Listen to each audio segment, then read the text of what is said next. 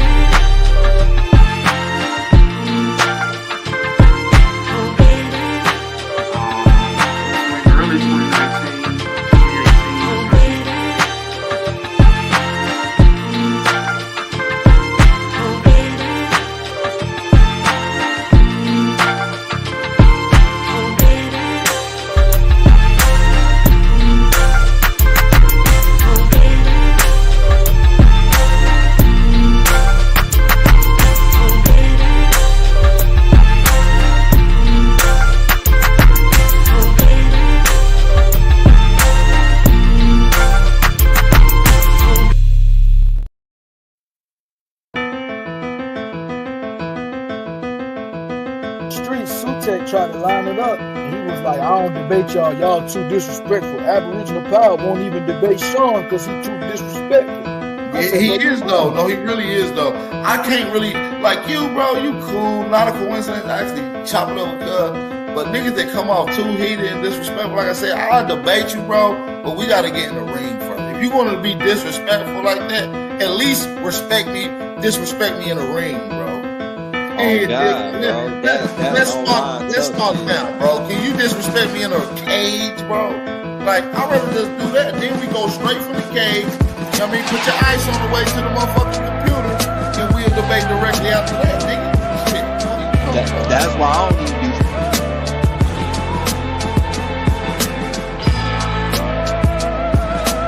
fucking with the nigga and shit. You feel me? Like, my it's like, wait, bro, talk like that, man. We gotta get face to face with you to talk to you like that, my nigga. Yeah, Peanut. You feel me? Go ahead, I got my brother on here. Peanut, what's the word, my brother? What's the champ? Yeah, I appreciate you, man, but Lucky, let me say this, man. First of all, I'm an older brother. I'm young in spirit because I stay in shape. But I'm older. I deserve respect. Don't lie on me. You're not going to get nowhere lying because that's what's going to make you fall face first. Second of all, I'm well known in the Pan-African community. I'm not nobody new. You're younger than me. You don't know this. I didn't put in work and expose RADBURN, Sutek, any of them people over there. They know it deep down inside. And I'm gonna be long-winded. I'm a Moorish American. I already had back and forth with them dudes. They erased videos. I'm not running from anybody. Don't ever say that stupid shit again. Third, and last but not least, I'm not losing no debate to no Pan-African. So don't ever say that shit again, famo. And that's it. Appreciate y'all, man. You heard that. If Sean P want to debate, tell him to debate the champ over there, right? Sutek wanna know. So this like it's a pecking order. It's a pecking. So Sean want you and Sutek want him. We say PMF ain't no. It's no problem. It's no problem, man. Let's set up a Sutek debate, man. I don't like him anyway. Okay, so I love that son, brother. I love that warrior mentality. That's how it's going. I love to tell Sutek, tell me. There ain't nothing. My champ always in the chat. Album pop in. We'll set a topic. We'll set a date. Make it pay-per-view. We chop it up behind the scenes. I get their contact. We make it work. So, right here. He ain't ducking no phase, bro. But that's what I'm saying. He put this over here on y'all channel, but then when we get in other hey, alright, I will block your ass, nigga, because I'm well known for disrupting them chats over there. Nigga, stop fucking lying, nigga. You a goofy, nigga. I would never let a lame ass nigga around me in my face, clown. You gonna block me and I don't be It ain't no time I ain't ever been on the Pan-African channel and made my impact. Stop lying. I'm a real man, bro. Stop lying, fam. Don't do PNF like that. PNF, he trying to trigger you, brother. And the fuck up. But listen, he did that to me, talking about, oh, word on the street, I'm ducking from John P. I've never even had but one conversation with this little disrespectful motherfucker. Oh, okay, yeah, he a little hot. He like that. So he like...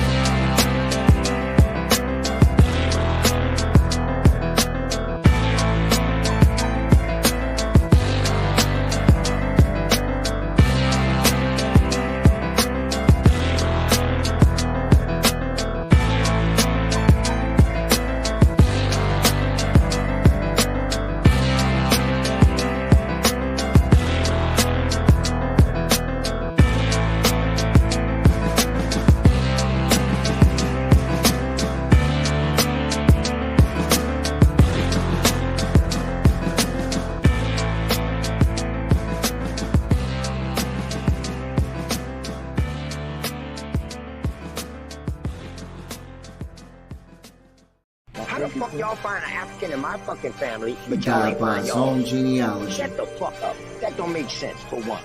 Listen, y'all don't know what y'all did. I feel like you standing on business. Y'all lied on me, because y'all don't even know if that's me. And if y'all can trace that shit back to it's me, it's only 2 people in YouTube that got my information.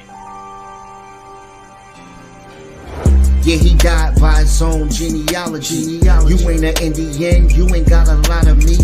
Half of this track, best believe you lose a lot of sleep. Probably because you made it up to us honestly. You ain't a Cherokee, you ain't a Chickasaw, you ain't a Blackfoot, nigga get lost. You just a fool with low comprehension. So I gotta come through with the henchmen. NAC, Sean P, Shy Son, Lucky. Don't forget Jay, got no time to play. Call that Abos slipping with his genealogy. Now he's a con and I ain't talking about a singer. I'm coming for the top Abo leader. He ain't a teacher, he's a preacher. He can't keep up, so we leave him. Yeah, he died by his own genealogy. You ain't an Indian, you ain't got a lot of meat. Half of the track, best believe you lose a lot of sleep. Probably because you made it up to us possibly. You ain't a Cherokee, you ain't a Chickasaw, you ain't a Blackfoot, nigga get lost. You just a fool with low comprehension. So I gotta come through with the henchmen. NAC, Sean P, Shy Son, Lucky. Don't forget Jay, got no time to play. Call that Apple slipping off his genealogy. Now he's a con. OTK. TKO. Now he's a con. OTK. You died. TKO. Genealogy.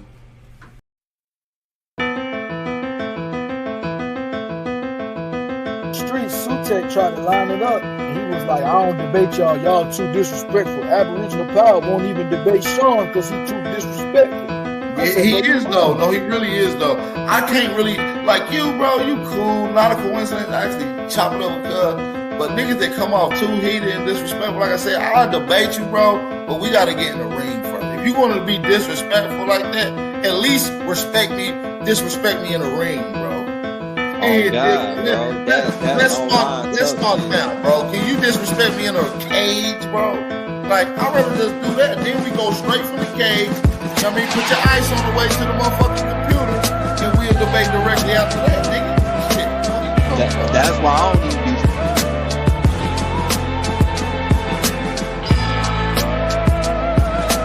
fucking with the nigga and shit. You feel me? Like, it's like, wait, bro, talk like that. We gotta get face to face with you to talk to you like that, my nigga. Yeah, Peanut. You feel me? Go ahead, I got my brother already. Peanut, what's the word, my brother? What's the champ? Yeah, I appreciate you, man, but Lucky, let me say this, man. First of all, I'm an older brother. I'm young in spirit because I stay in shape. But I'm older. I deserve respect. Don't lie on me. You're not going to get nowhere lying because that's what's going to make you fall face first. Second of all, I'm well known in the Pan-African community. I'm not nobody new. You're younger than me. You don't know this. I didn't put in work and expose RADBURN, Sutek, any of them people over there. They know it deep down inside. And I'm gonna be long-winded. I'm a Moorish American. I already had back and forth with them dudes. They erased videos. I'm not running from anybody. Don't ever say that stupid shit again.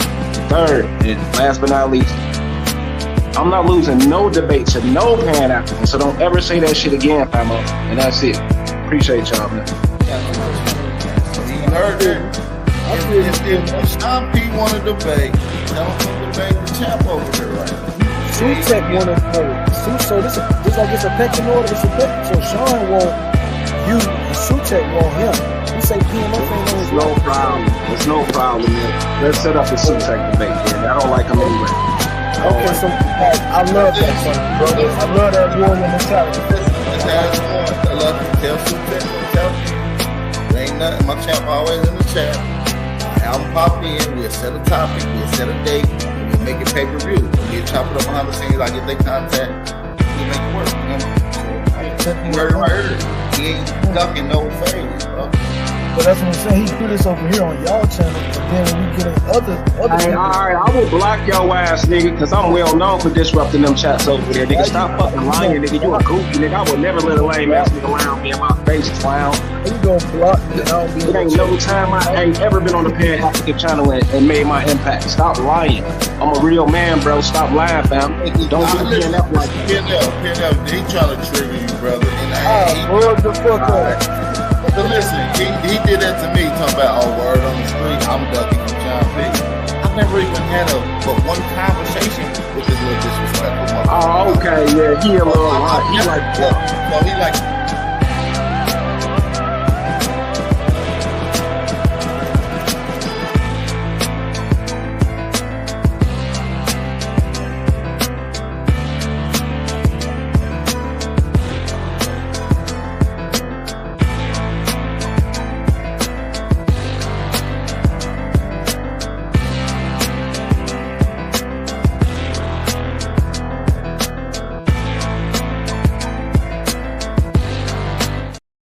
Man, I had to run that back because I needed y'all to listen to what was being said. I had to run that back. What's going on with everybody, man? It's your boy Sean P in the place to be. Like the show, share the show, tell a friend we're live. Who's claiming that they exposed RADBURN? Did I miss something in the chat? Who claimed that they exposed RADBURN?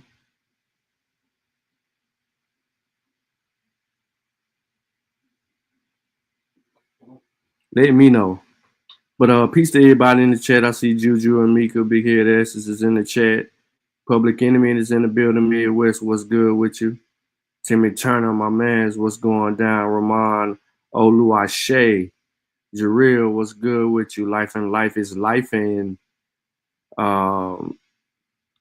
peace to everybody else that's probably going to come in. And I appreciate all y'all for showing up today. Not really expecting much. I want to get straight to it. If you look in the description, I'm going to get straight to it. So I do want to say this. There are 4 books that are in the description.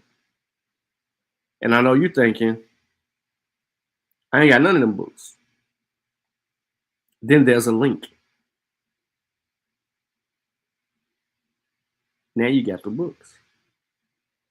Because if you click on that link, it's going to give you it's going to give you 1 book. But to the right are the other books that are mentioned in today's show.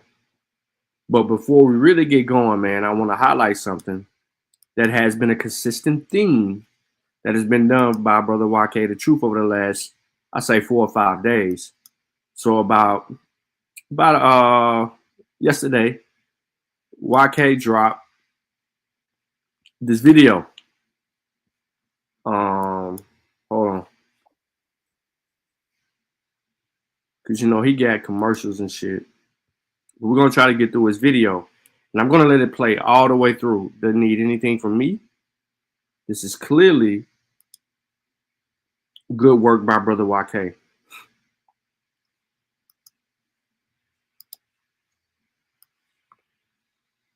But there's something very important here that has happened.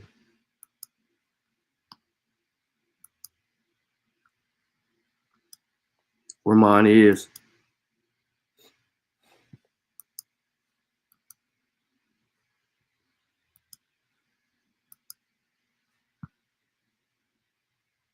StreamYard changed some shit up. All right, hold on 1 second.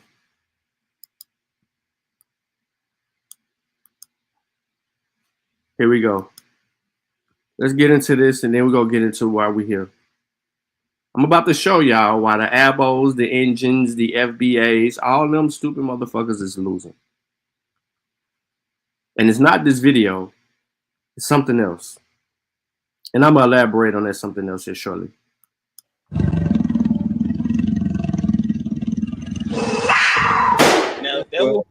What's good? It's your brother YK the Truth.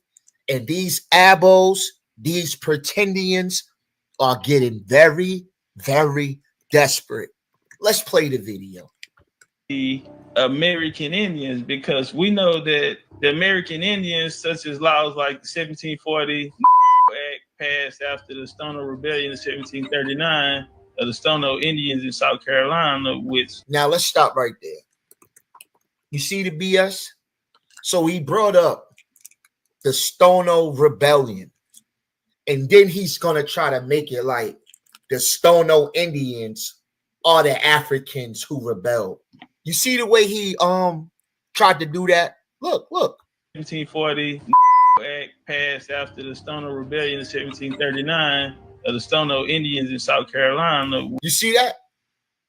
The Stono Indians are not the Africans who rebelled during the Stono Rebellion. Well, according to this primary source by Lieutenant Governor William Bull, right? It says in a letter dated October 5th, 1739, less than a month after the Stono Rebellion, Lieutenant Governor William Bull reported to Britain's Board of Trade, informing them of the revolt and updating them on the status of the rebels. Bull, who had previously spread the alarm regarding the revolt, also requests that rewards be offered to Indians who help recapture the slaves. So if the Stono Indians were the ones who rebelled, why are they offering Indians to catch the slaves? So he said, my lords, I beg to leave to lay before your lordship an account of our affairs. First, in regard to the desertion of our Negroes. On the 9th of September, last at night, a great number of Negroes arose in rebellion, broke open a store when they got arms, killed 21 white persons, and were marching the next morning in a daring manner out of the province, killing all they met and burning several houses as they passed. Wherever the road takes you, Chevy is ready to drive you forward with pure power unleashed and future-forward technology. Every path leads to new possibilities. Chevrolet, together let's drive. There's another interview. You said that you watched. Get on Island Time with refreshing bevs at Baskin Robbins. Seize the yay. That's why YK sent them the email. Along the road. So they are saying Negroes. Negroes, not Indians. I was returning from Granville County with 4 gentlemen and met these rebels at 11 o'clock in the forenoon, and fortunately discerned the approaching danger time enough to avoid it, and it give notice to the militia, who on the occasion behaved with so much expedition and bravery, as by 4 o'clock the same day to come up with them and killed and took so many as put a stop to any further mischief at that time. 44 of them had been killed and executed. Some few yet remained concealed in the woods, expecting the same fate, seemed desperate. It was the opinion of His Majesty Council with several of the gentlemen that one of the most effectual means that could be used at present to prevent such desertion of our Negroes is to encourage some Indians. Come on, man. To encourage some Indians by a suitable reward to pursue and, if possible, bring back the deserters. And while the Indians are thus employed, they will be in the way, ready to intercept and others that might attempt to follow. And I have sent for the chiefs of the Chickasaws living at New Windsor and the Catawba Indians for that purpose. So how is the Indians the ones that's rebelling, and they're going to get the damn Indians to capture the slaves? You got to stop making shit up, man. This is a primary source by Lieutenant Governor William Bull. Hold that L, man. Hold it. That's false. You see these guys, they play some little spooky music in the background, and they spread misinformation. All of this is misinformation. The Stono Indians are not the Africans who fought in the Stono Rebellion. All right, let's go. which later they made it into an African story. But you see, he said they made it into an African story. They didn't make anything into an African story. It was Africans who raided. It was Africans who raided a store.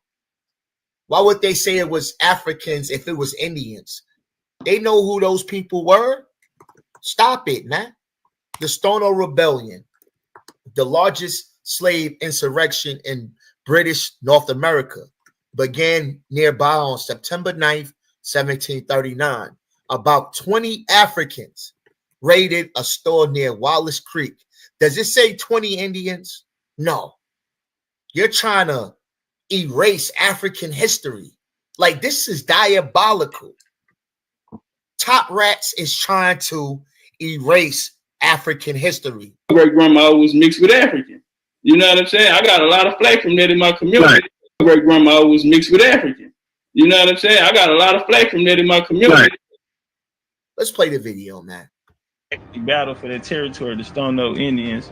Yeah, the Stono River there, and that rebellion was actually them. If we go into the that has nothing to do with the Indians, man. You're making shit up. The original document of the 1740, I think it was part of the 2 or 4, it speaks about the law was passed because of the. Now let's look at the article, right? And I'll be stopping the video to avoid copyright because these dudes are scary. They'll block you or they'll have your video taken down. But this is criticism, right? So let's see what this act says. And this is an act for better ordering and governing Negroes and other slaves in this province. Whereas in His Majesty's plantation in America, slavery has been introduced and allowed. And the people commonly called Negroes and Indians. So you guys saying Negroes and Indians are the same, or Africans and Indians are, they knew who was there. It clearly says Negroes, then it says Indians, mulattoes, and mestizos. So how can Indians and Negroes be the same if they're showing you that they're two separate people? So obviously the Negroes would have to be the Africans.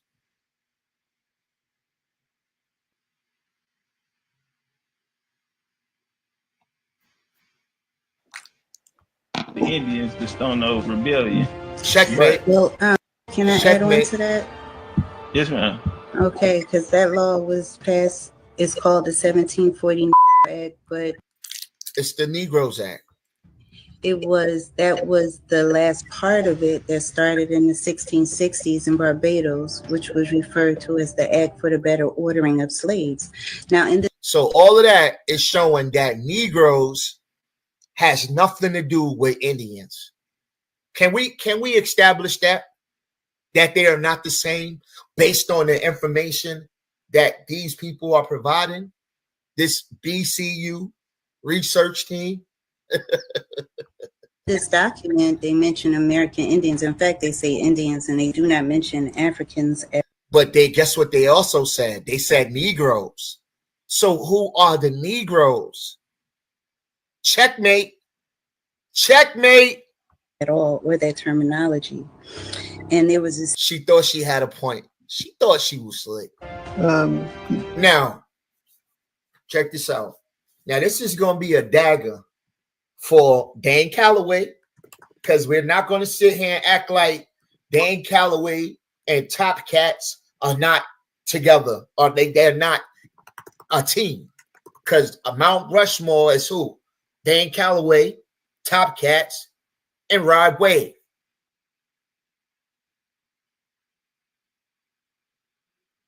Three pseudos, right? That's Mount Rushmore, right? But check this out. Dan Calloway teaches that it was told in reverse. So Top Cat's got a historian on his channel. And let's see if this historian, David Eltis, agrees that the Europeans were slaves. Let's see. This is a body bag, man. This beats up the Aboriginals. This beats up the Indians because they pushing this dude, man. They're pushing this dude to say that we was already here. So let's play the video, man. It's a body bag. Yeah, to go back to what I was saying a few minutes ago, I've yet to find a case anywhere of a European enslaved to the extent that the offspring of that European was also enslaved. I agree with that. Well, and Top Cat said, I agree with that. So what's all of this talks about? The Europeans was enslaved and we had them enslaved. Top Cat said he agreed with the white dude that white people weren't enslaved to that extent. They weren't enslaved. Slavery is different. Our slavery and their slavery or servitude is different. It's not the same.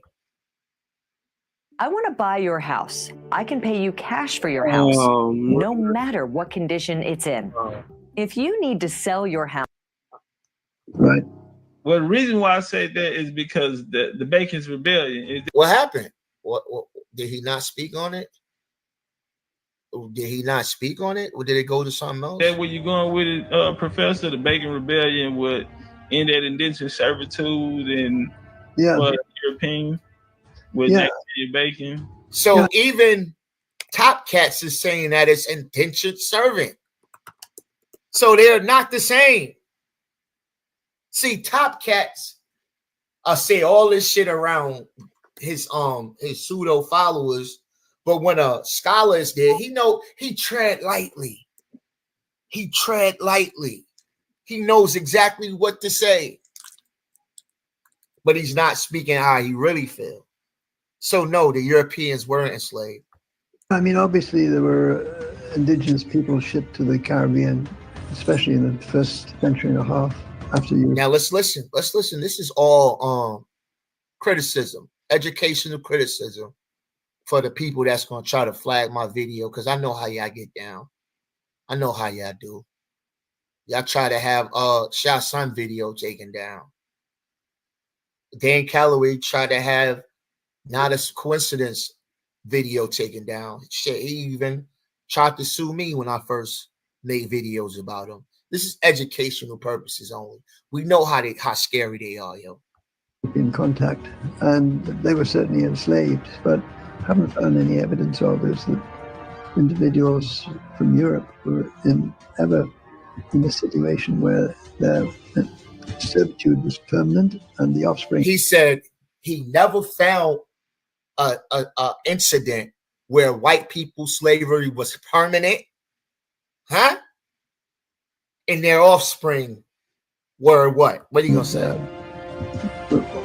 Were also enslaved. Where their offspring was also enslaved. So this beats up. It was told in reverse. You know how Dan Calloway book, you see the white people with the chains on coming off the ship, but this professor is saying that's bullshit. He never found it. You gotta hold this L, man. You gotta hold this L. Hold it. That's what makes African slavery different. Can I ask a question? He said that's what made African slavery different. He didn't say that's what made Indian slavery different. He didn't, because y'all said that he thinks that we're indigenous to America. But he clearly said that's what makes African slavery different. Sachi, you gotta hold this. Makes African slavery different. What? Can I ask a question? Say it again. That's what makes African slavery different. Can I ask a One more time. Enslaved. One more time. That's what makes African slavery different. Can I ask That's what makes African slavery different. You got it. They tried to use this little professor. He about 80 something years old. They thought they was gonna get a fool, and all of this shit backfired. Yo, y'all gotta share this video, man. Question on that as well. Sure. I understand the difference as far as the indentured servants and look at this one. Oh my God, she's sitting there with the Atlas transatlantic slavery to make him believe that she is for this. Yo, they slick. They slithery. These people, is something wrong with these people, man. it's something really wrong. Like, look at her. She's standing with she got the background with the transatlantic slavery. Them having a difference between the ones that are enslaved. But if we go back to the methodology of your actual slave voyages, would you be able to tell the difference of just the voyage in itself? Now listen to the trick question. To know what ships are carrying indentured servants based on, I know we can tell later as far as the extent of their servitude and the condition by the mother, but when you're just starting off with the voyage coming over, how can you tell whether this is a group of servants being brought over or slaves? Good question. Well, this, I don't know if you know the work of David Galenson, who's did a couple of books on this topic, but there is no doubt that there are a large number of voyages coming from the UK and Ireland especially. Now, you see what he said? He said the UK. He said Ireland and all of that. He's not mentioning nothing about Africa. But in no instance do we have clear indication that the people on board were permanently enslaved. Oh! Y'all gotta hold that. Oh! They was not permanently enslaved. There's no instance where these people are permanently enslaved. How much do you want to bet that they're gonna try to have this video taken down, bro? How much do you want to bet that they're gonna try to have this video taken down? He said there's no instance where they were permanently enslaved, but yet they so naive that they will post this. I think they got some little documentary coming out or something. They got their little fake views going, the little bots running in the background. Because as you can see, you can't see it, but the numbers is going up. And I don't see nobody typing in the chat. So they got their bots running. This is a status which, in my research, is reserved entirely for Africans. That wasn't a belief system. Entirely of Africans. Why are they using this dude? Like, he's supposed to agree with them. Like, are they fool? What type of foolish shit is this? Desperate. This is what I mean when I say desperate. So he read a bunch of mumbo jumbo, right? But the professor, just as many books. The professor ended up saying the same thing. So he read a bunch of bullshit, right? Just for the professor to turn around and say this again. Look what he said. You've probably heard about Boxable's flagship product, the Casita. Come on in.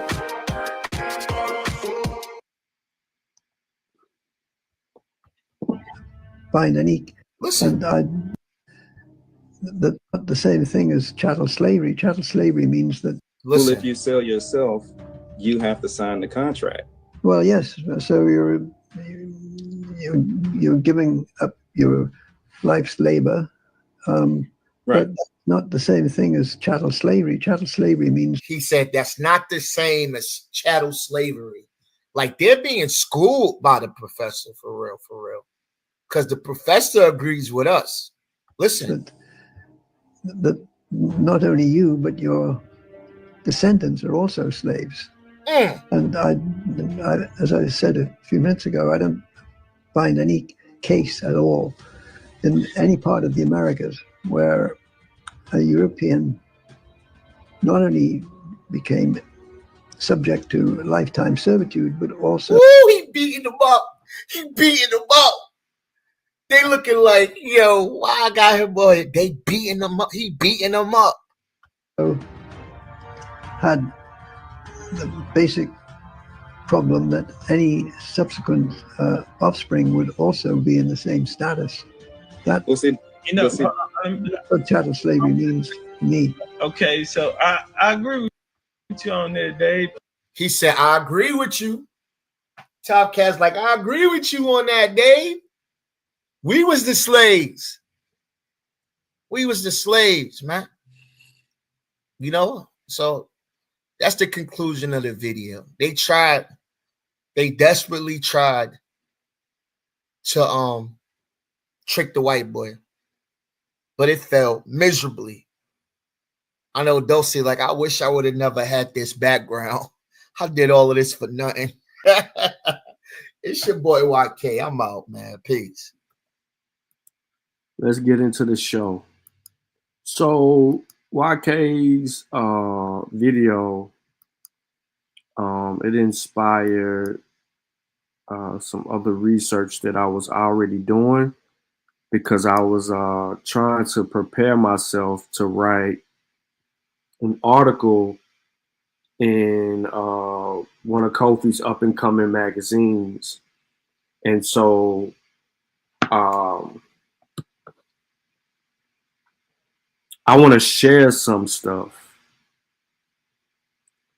from some of the things that I was collecting. I wasn't going back to research that I had already done. For this article, I wanted it to be something fresh, more updated, different perspectives, and to add to the body of research that I have already done on the subject matter. Now, my purpose and intent and reason for that is because Black people in America are really losing it right now. I was scrolling through Facebook, and then there's some lady who's got the blue check by her name, so I guess she's verified, and she's got like 14,000 followers, and she's spewing Black indigenous. And I said, there's no such thing. And she began to argue, cuss me out, said all kinds of stuff, told me to read. I said, I'm giving you what I'm reading. And she hasn't responded. She probably, and I knew it, I said, I'm trying to prevent you from blocking me, but you can't prove what you hashtagged. And then you just told me that Black meant void. So if Black meant void, then how in the hell are you running around here talking about Black indigenous? You're saying void indigenous? I'm lost. So she kind of trapped herself. But when more and more females start buying into this bullshit, that's when it becomes a bigger issue. Because it is the mother that is the first teachers to our children. And a miseducated mother is a dangerous mother. Especially when she thinks she's right about some shit she's just absolutely wrong about. So later on, when their children come to find out that there's information that goes against what they were taught as a child, they're going to resent their mother for being stupid. So to prevent that, you have to counter the stupidity. Now, we can't really truly focus on the adults here, right? They're set in their ways.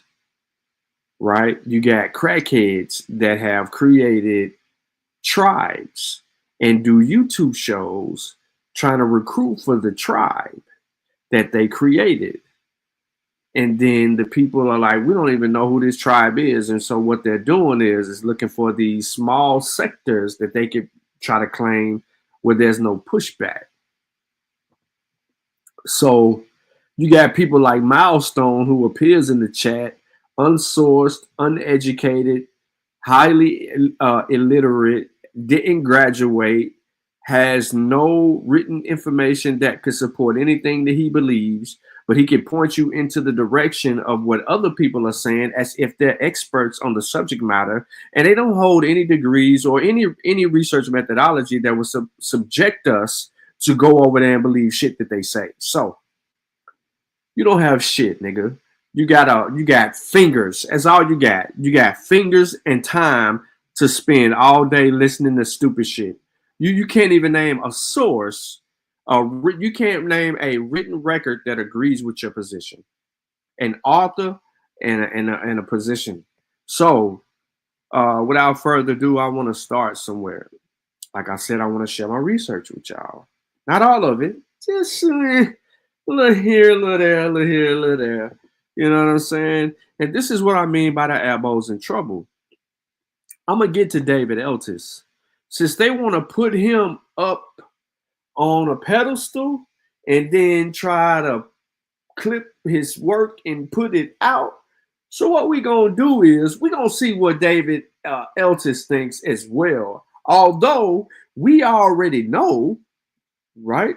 Because we have prominent historians that have already written and been on record using primary, secondary, and tertiary sources, provided that information to us, and we've been able to cross-reference it and subject it, and then move on from there.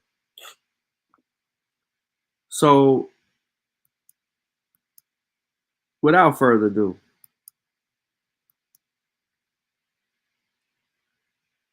I'm gonna start here.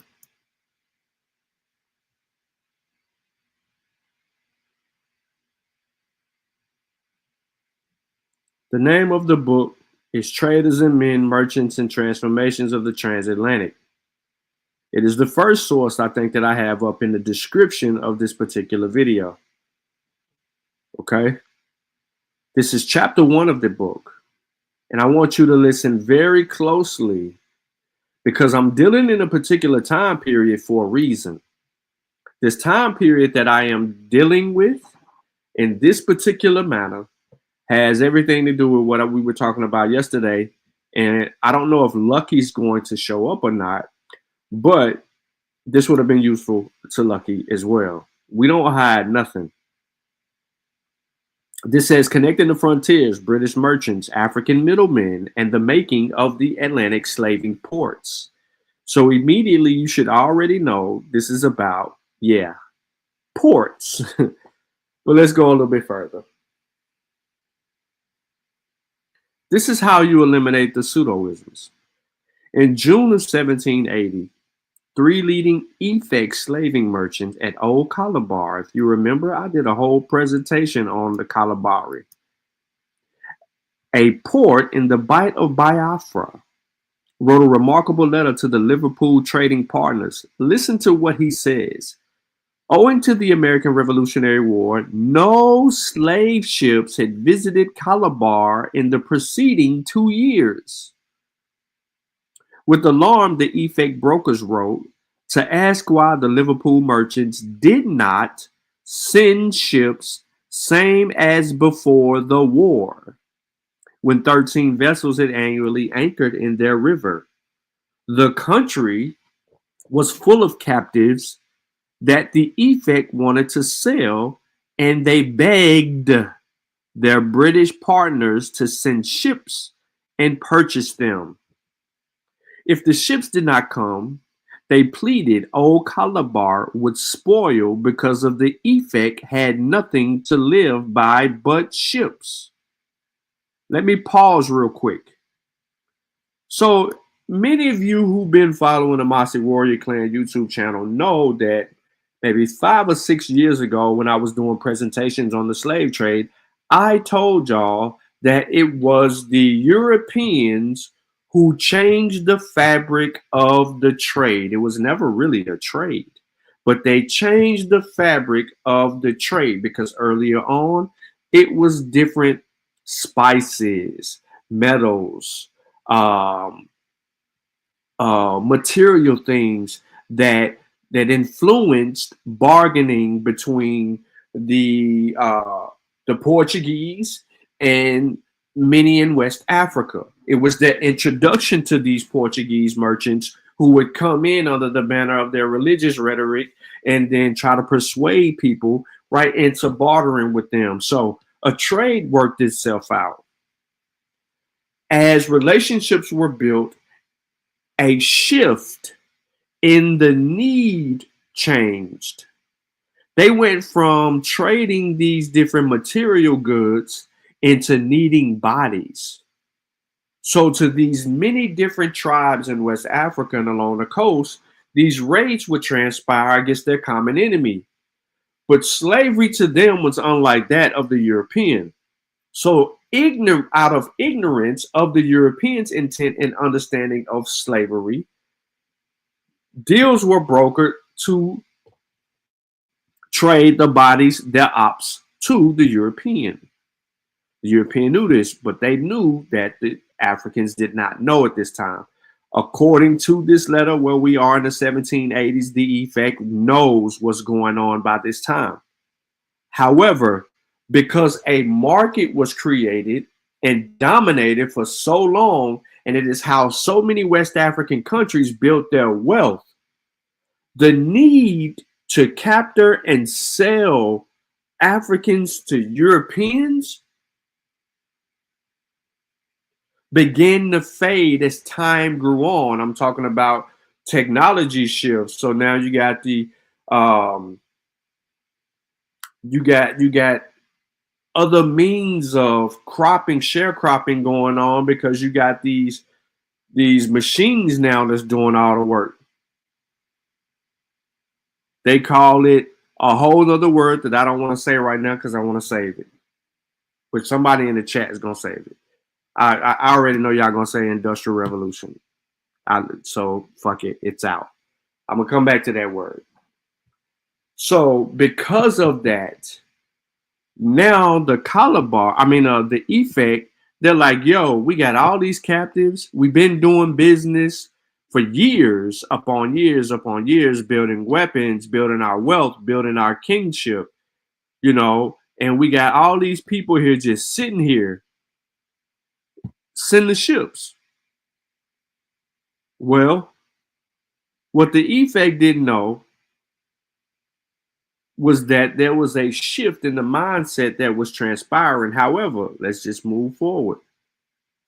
I'm giving you total context on historical facts about what transpired leading up to why these bodies are not necessarily needed in the way that they're doing things.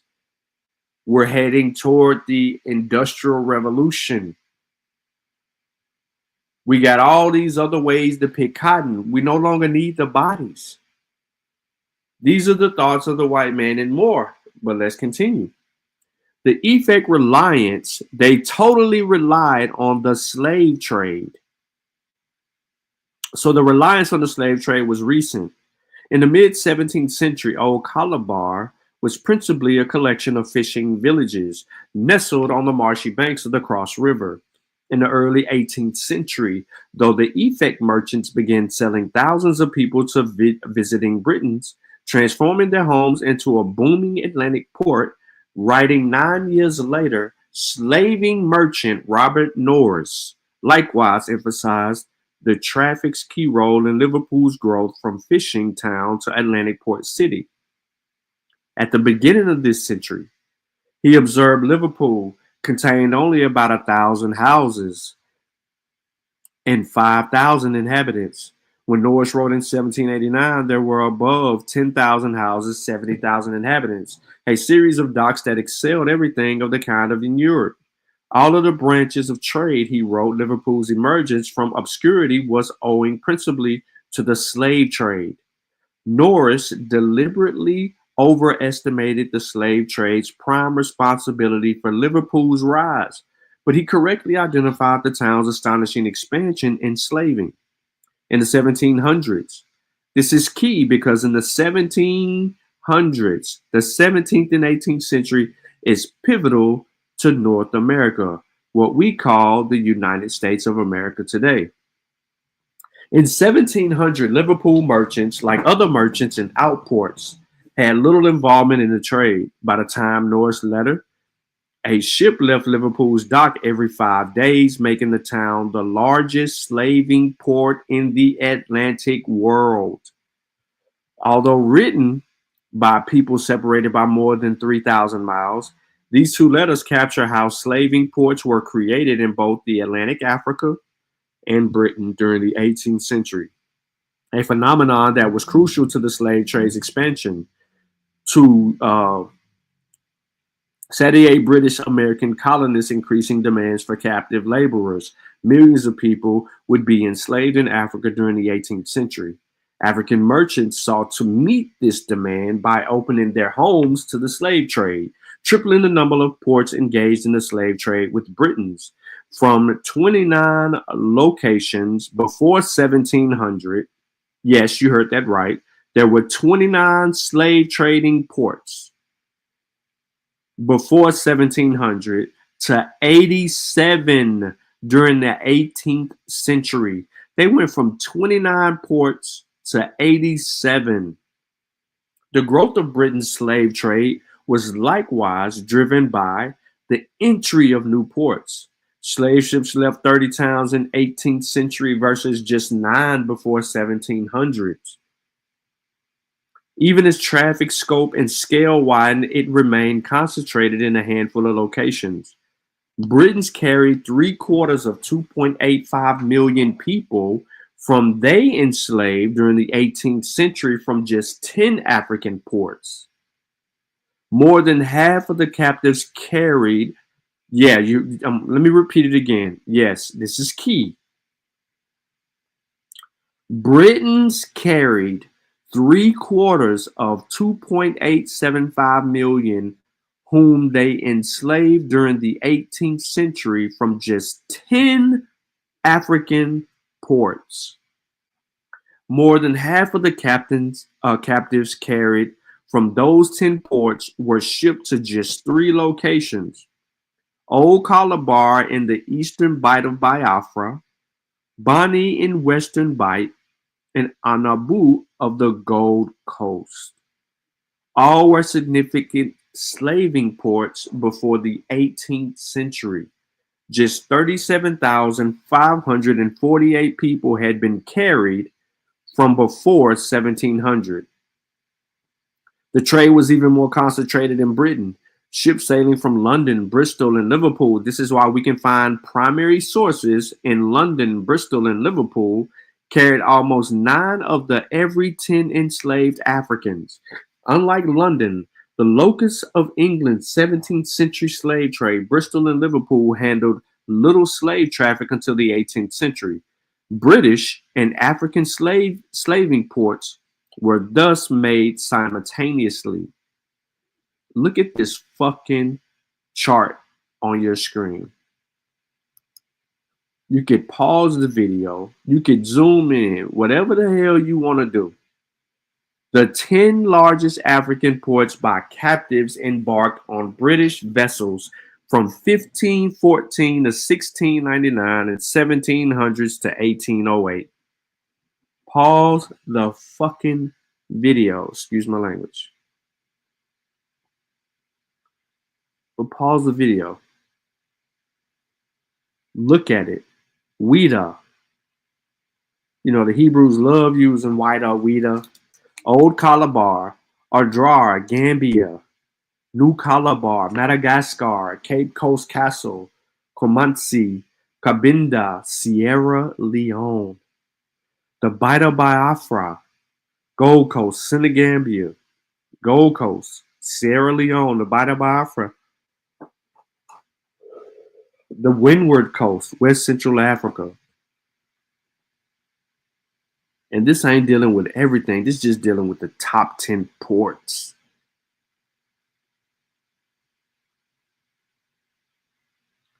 Historians have sought to explain the slave trade's geographic concentration in Africa and Europe by focusing on the market forces that gave ports particular economic advantages in either fitting out slave ships or forcibly exporting captives, such as location experience in long-distance trade, proximity to trading hinterlands, and the development of complex credit mechanisms.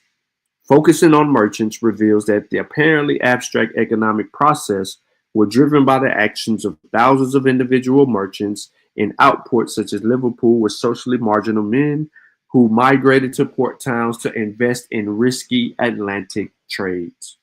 They sought to grow their meager capital stock by scouring the African coast for undeveloped markets where enslaved people could be purchased direct from coastal brokers for such a low price. And at the time, Britain's established the market infrastructure needed to source the complex assortments of the trade goods demanded by African consumers. in exchange for slaves, helping to drive the physical transformation of the adopted homes. Examining the African merchants who inhabited Bani, Calabar, and Anabu shows that they were equally fringe people who also saw opportunity to elevate themselves through slaving.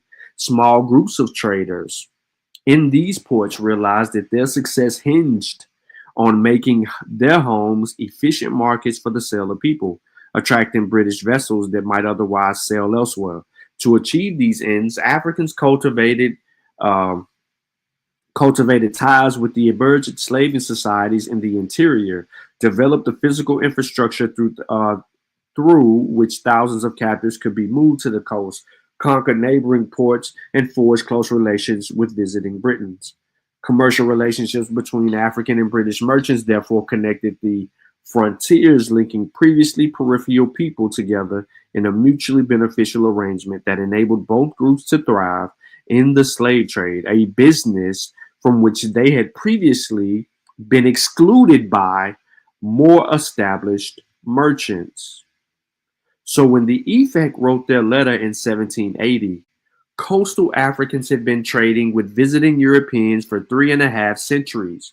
Although Europeans dealt with a plethora of people before 1700, they largely concentrated their trade at the regions where Africans allowed them to build forts ashore, typically at the terminus of the trade routes, along with gold and tropical commodities flowed. Again, the Europeans only really dealt with places where they allowed them to build their ports. So during the 15th century, Portuguese constructed forts at Arguin in modern-day Mauritania, Basu at Cacho in Upper Guinea, Sao Jorge or George da Mina in modern-day Ghana, and in the Kingdom of the Congo. In 1576, the Portuguese concentrated their presence in West Central Africa by founding a colony at Luanda in modern-day Angola. 20 and some odd Negroes. You remember that? 30 years later, they constructed another post in nearby Benguela. The entry of Northern European joint stock companies to African trade during the 17th century significantly increased the number of permanent coastal facilities. England, Holland, France, Sweden, Denmark, and Brandenburg all chartered companies that constructed forts to protect their purported monopolies from domestic and foreign interlopers. France and England companies erected forts in Senegal and Gambia rivers to access the trade in gum arabic and important dyeing agent. The English, Dutch, Danes, and Swedes built forts along the Gold Coast to break into lucrative gold trade. By the end of the 17th century, 25 factories lined the region's beaches. In the late 17th century, the English, Dutch, and French also built trading posts at Ouida in the Bight of Benin, all within common shot of a station that the Portuguese had erected in 1580, rare coastal facilities constructed specifically for the slave trade. Before 1700, the European presence in Africa expanded considerably, but it remained disproportionately concentrated in areas of the coast with permanent facilities ashore, principally Senegambia, the Gold Coast, the Bight of Benin, and Portuguese Angola. I'm not going to go too far more on this one, but you should get the gist of what I'm referring to. The Europeans would only do business where they could build forts. They had a trading network set up that was established in relationships with people. We initially started with the Efek and their demand for the British to come purchase slaves from them. They had been saving people for a little over 2 years, and no ship from British had ended up because of a war. These people built their whole economic power, presence, and communities off the backs of trading people to the Europeans, because that was the economic situation that happened. And it didn't just happen to the Efek. It happened to numerous tribes. numerous tribes that were so used to that money coming in and the resources coming in the way that they would like it, the guns, the gunpowder, the alcohol, all these other things that were significant in trade, a body for a bottle of rum. So let's go to Old Boy's book. Okay? Let's go to Old Boy's book. Y'all know what I'm talking about. David Eltis. Let's go to his book, right? Since Top Cats and Dulcinea and others want to bring this man into our business, right? And then they want to manipulate him into saying whatever it is that they need him to say, right? Because that's how they roll. So what we're going to do is I'm going to get past this introduction piece and I'm going to share chapter 1. Let's see what Eltis says in his book that he told YK the Truth to, if you get my book or you read my book, it'll tell you. So Eltis, educate us. This is from 1501 to 1867, he says. Nations transporting slaves from Africa. So he is immediately telling you that slaves are coming from Africa as early as 1501 to 1867. Oh, don't worry. 1490s is covered. We all know that the motherfuckers that came from England into the Americas were from Africa, that were aborting those. So there was things that was going on prior to. I would expect someone to be like, hey, what about Columbus, yada, yada, yada. Yeah, we on that. What up, not a coincidence? Gullah, gullah.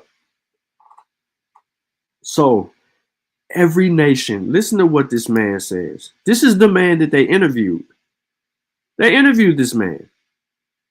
In his book, he says, every nation that had an Atlantic coastline, every nation that had an Atlantic coastline and merchants involved in Atlantic trade participated in the transportation of slaves from Africa to the Americas during the slave trade era.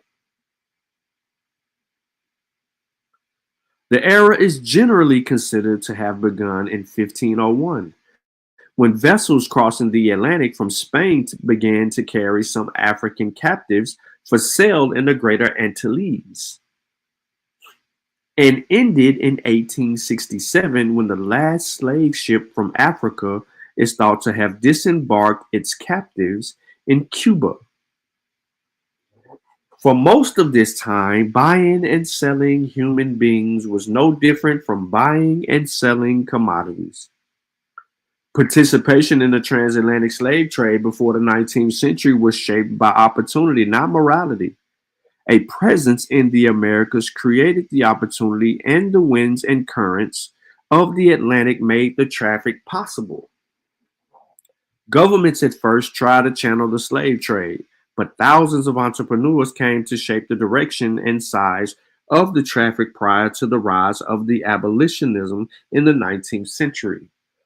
A breakdown of the slave trade era into 3 time periods reflects, at least in part, the principal slave trading nation's entry into a departure from the trade. In the first period, before 1642, you had the Iberian powers dominated the trade, with Portugal and Spain being united in 1580 to 1640. And in commercial terms, there's separation taking place in 1641. By that date, a second phase of the trade was underway as the nations of Northern Europe began systematically to engage in it. They were subsequently joined by traders from mainland North America. This phase of the trade ended in 1808 when the British and the U.S. anti-slave trade laws of 1807 and 8 took effect and other northern European nations began disengaging from the trade. This engagement ushered in the third period, which lasted through 1867, and during which the slave trade was again dominated by Portuguese and Spanish speakers operating largely from bases in Brazil and Cuba against the background of growing abolitionist and suppression activities. Remember this table, Table 2. As Table 2 shows, the most important maritime powers during the slave trade era were also the world's leading slave traders.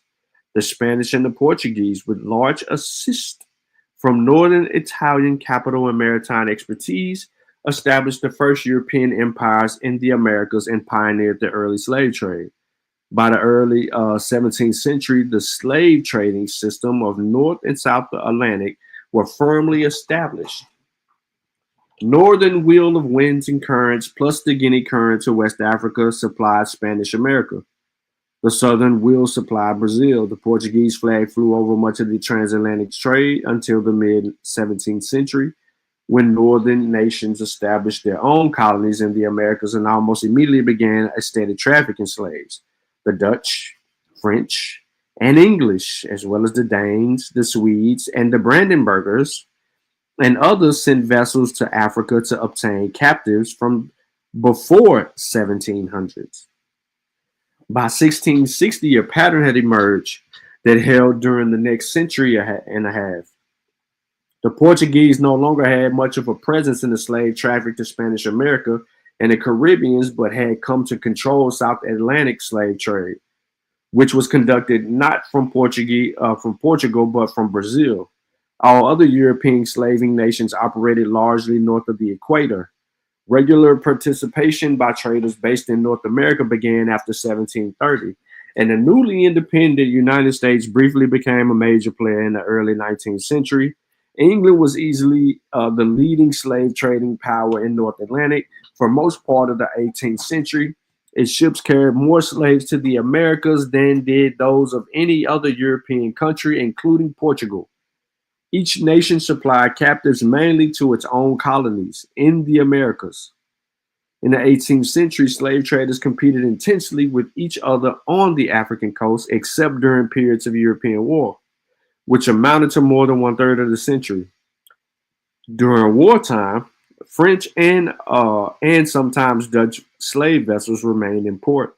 Nevertheless, certain European countries dominated particular regions for a time, with the Portuguese flag was usually the one seen in the major ports of West Central Africa, Luanda and Benguela, and on the southern rivers of Senegambia region. The English were almost as successful in excluding the other nations of the Biafra and what is now the southeast Nigeria. They managed to carry off 87% of the slaves taken from the region in the 18th century. Yes, the English, 87% of the slaves in the region in the 18th century. Also in the 18th century, the French dominated slave ports just north of the Congo prior to the outbreak of San Domingo slave rebellion in 1791. The Dutch had enclaved markets on the Gold Coast and Cape Lou or Lua on the Ivory Coast. Traders from countries on the Baltic Sea carried off most of the captives taken from the eastern Gold Coast, the area of Christiansborg today.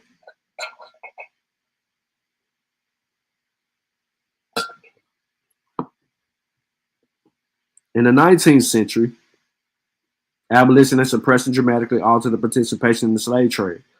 With gradual withdrawal of the northern European powers, the slave trade came to dominate once more by Spanish and Portuguese, operating largely out of Cuba and Brazil, respectively. Because attempts to suppress the slave trade targeted particular nations from the mid-1830s, slave traders often abandoned their own national flags and flew the flags of other countries, often fraudulently obtained for at least a portion of the voyage, carried no registration papers at all. Mexican, Argentinian, Sardian, and Imperial Russian flags, among others, showed up in the traffic. This because British anti-slave trade patrols were less likely to detain U.S. vessels.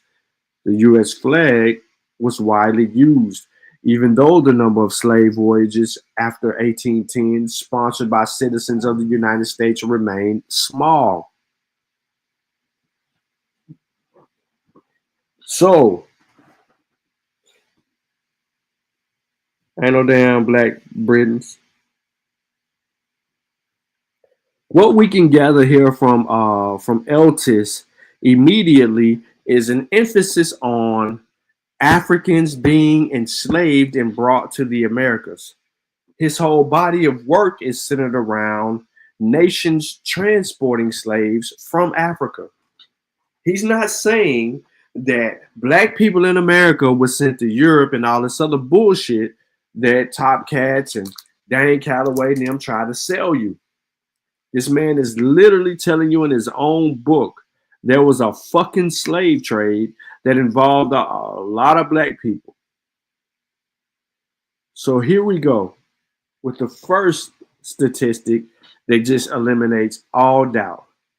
Remember, they wanted Lucky to show y'all 300,000 slaves.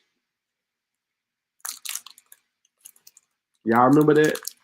In that debate, Buddy asked Lucky to show them some shit. Well, peep this. Oh, he said they had to have the ethnicity on there. Well, this is the number of slaves taken from Africa by nationality of the vessel that carried them from 1501 to 1867. This in its own kills that whole debate Lucky just had. Look at that, Lucky.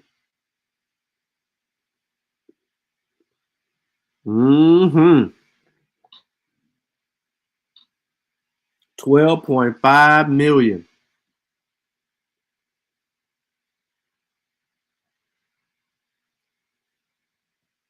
Don't play with us. He ain't done. Look what he said.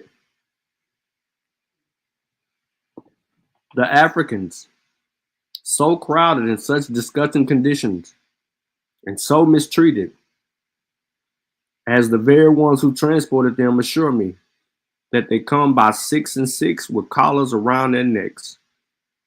And these same ones by 2 and 2 with fetters on their feet, in such a way that they come in prison from head to toe, below the deck locked in from outside, where they see neither sun nor moon, and that there is no Spaniard who dares to stick his head in the hatch without becoming ill, nor to remain inside for an hour without the risk of great sickness.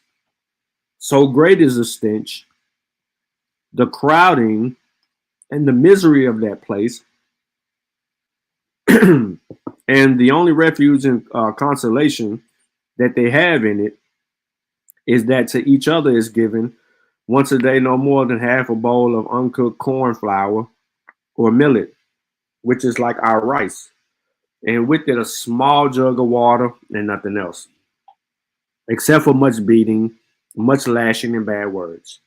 This is that which commonly happens with the men, and I will think that some of the shippers treat them with more kindness and mildness, principally in these times. Nevertheless, most arrive turned into skeletons.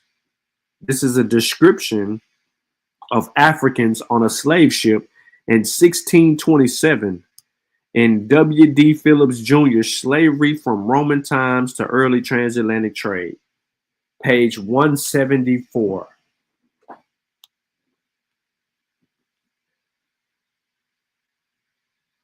Here's a map. Slaves carried off Africa by nationality of slave vessels from 1501 to 1641. Look at the arrows.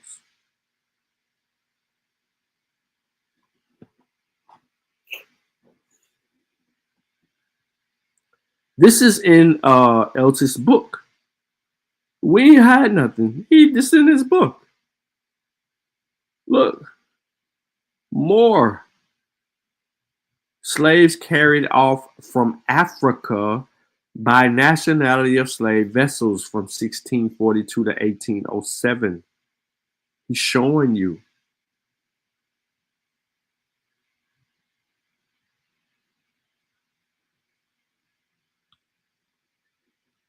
One more. Slaves carried off from Africa by nationality slave vessels in 1808 to 1867. Look at that.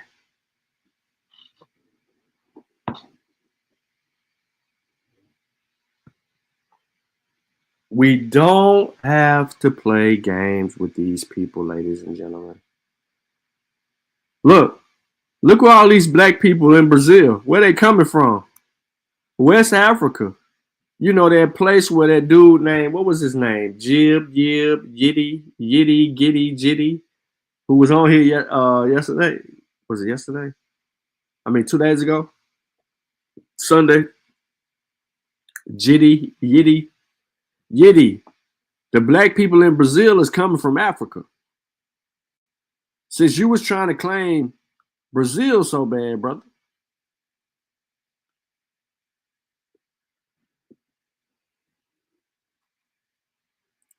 I think it's one more to show y'all. I went too fast, my bad.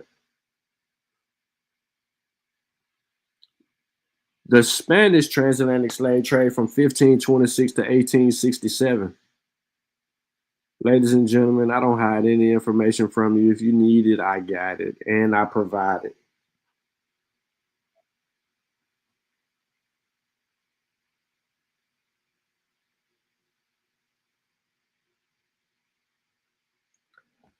Don't listen to the conscious community and that claim of the so-called black Europeans, bro. If you go look up what a black European is, it's going to tell you that a black European is someone of African descent that lives in Europe. That's a black European.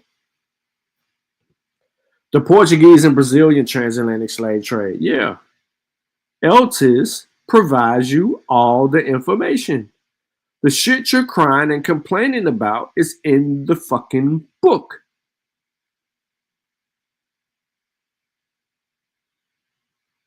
The Dutch.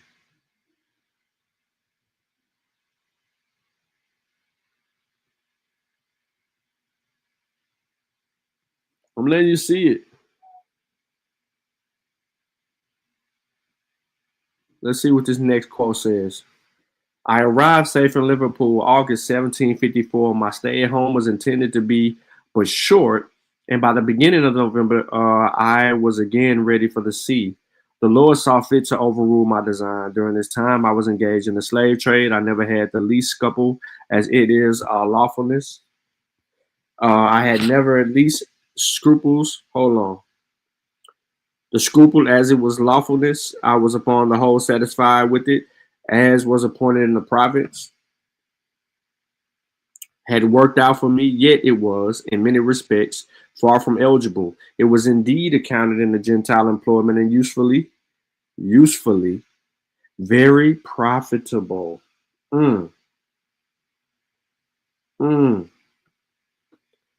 Profitable, huh? Yeah, man. Getting it in, huh? Getting it in. Just robbing us blind. Profitable. Crazy. You know what I'm saying? Crazy. All right. It was indeed accounted a general employment and user very profitable, though to me it did not prove so. The Lord, seeing that a large increase of wealth would not be good for me. However, I considered myself a sort of galore or turnkey, and I was sometimes shocked with an employment that was perpetually conversant with the chains, bolts, and shackles. In this view, I had often petitioned in my prayers to the Lord that in his own time would be pleased to fix me in a more humane calling. And if it might be, place me where I might have more frequent converse with his people and ordinances, and to be free from those long separations. This man over here begging. long separation from home, which very often were hard to bear. I was within 2 days of selling and appearances in good health as usual. But in the afternoon, as I was sitting with Miss Newton by ourselves, drinking tea and talking over past events, I was in a moment of seized with a fit, which deprived me of some sense and emotion and left no longer sign of life than that of breathing. I suppose it was an apoplectic kind. Accordingly, by the advice of a friend whom she belonged to and resigned the command the day before she sailed, and thus I was unexpectedly called from the service and freed from a share of future consequences that the voyage, which proved extremely calamitous. That's John Newton, an authentic narrative in the Journal of the Slave Trade, John Newton from 1750 to 54.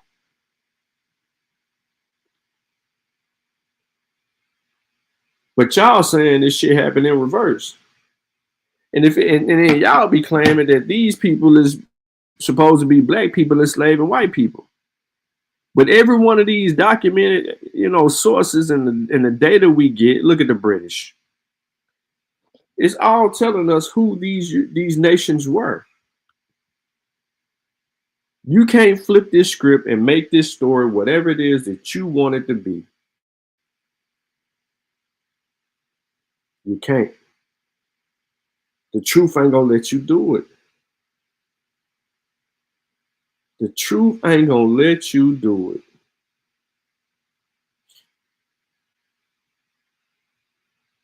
Straight up and down. So it ain't nothing that y'all can say or do to get around this shit. The French, look at the French involvement. That's the beauty of this book. His book puts on display everybody's involvement and map them out on their routes and tell you how many people they was bringing them, when, where, and how. Ain't nobody got to make up shit. You could just cross-reference the shit. And if you've been researching this for quite some time, then you ain't even got to cross-reference the shit because it's going to line directly up with other sources you have from different authors who aren't Eltis, who aren't just in agreement just to be in agreement.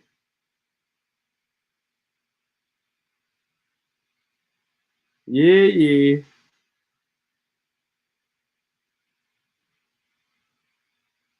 So that's a little from Eltis' books. He's got a lot of diagrams, maps. Look at the Dutch. He's got a lot of this shit in there. And it's useful. And this is who the Abos have ran to try to flip the script. Now they gotta accept the fact that there's a fucking slave trade. Killing Dan Calloway's belief system that the shit happened in reverse. Now he ain't got a fucking leg to stand on. Y'all just hurt Dan Calloway by bringing Eltis out.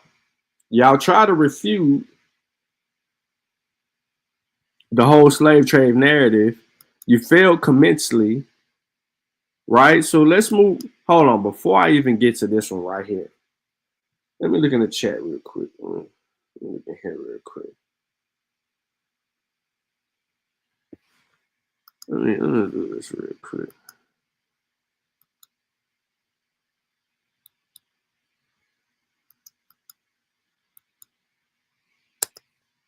Y'all have failed miserably, Abos. Nah, ain't no Abos showed up. Ain't no Abos showed up at all.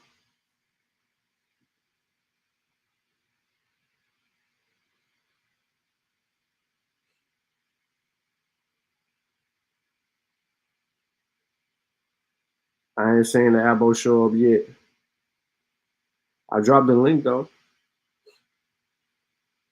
I still got a few more sources that I need to get into.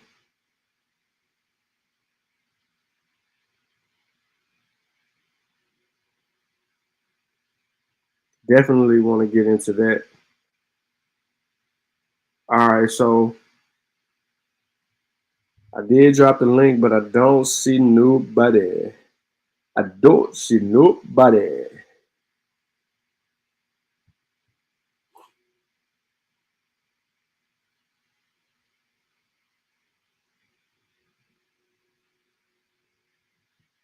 All right. This book is about the yellow demon of fever fighting disease in the 19th century. So, many people have heard me talk about diseases and the spread of diseases and how it has been pivotal, right? And how the Americas was populated and how the people that were here were whacked off due to these foreign pathogens, etc. And then you have people that are trying to push back on that. I don't know why, but they're trying to push back on that for some apparent reason. They have their beliefs, and they're of those beliefs that what they said happened didn't happen. These Europeans who came to this country and turned this shit upside down, man, they don't give a flying F about what none of this shit y'all talking about, bro. They telling y'all what happened. They were cocky. These people didn't care. Their demeanor didn't switch. They felt like you didn't even understand who they were, so they wrote about it basking to other European countries. That's what y'all ain't getting. They were so bold that they were basking in their glory, talking about how they treated and done people. Not only in Africa, but most importantly in the New World, because people couldn't deal with that. Damn, Teddy, where you been at, bro? Teddy just showing up. Teddy was somewhere. Where was you at, Teddy?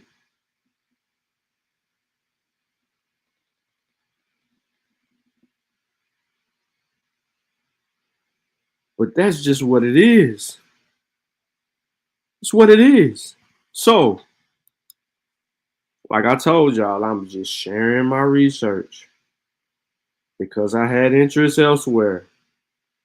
But I just had to like bring people in on this shit because you needed to be brought into it. So, chapter 1 in this book is called A Beautiful Spot for a Grave. The prophylaxis and preventions in the slave trade contact zones. I can summarize it for you real quick, ladies and gentlemen, and just tell y'all. These people were afraid to go into certain zones in West Africa because they would die. You know, y'all heard me mention this before. The white man's grave. That was a pivotal key area in what's going on. So peep game. And I would try to do this to the best of my ability. I am waiting on somebody to hit the link. I did drop it for anybody that want to challenge the information. Upon his arrival in Freetown to act as a Spanish official in the newly created Anglo-Saxon Spanish Mixed Commission Court of Sierra Leone in 1819, Spanish Judge Jose Camps was attacked by the famous fever of the country, considered fatal for most of those Europeans who dared to venture along the West African coastline. And this was in 1819. Let the beat build. Let the fucking beat build. In a despairing letter sent to Spain's Secretary of State, Carlos Montana de Ura, Marquis of Quesayura, Camps described his predicament, pointing out that he found himself writing from a hospital, or more appropriately, from a cemetery. Interesting. From a hospital, cemetery.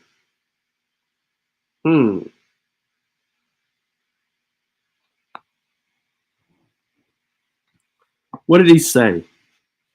Camps then recounted in detail that the burning fevers had grown larger as the rains since the beginnings of June till the end of October had set in.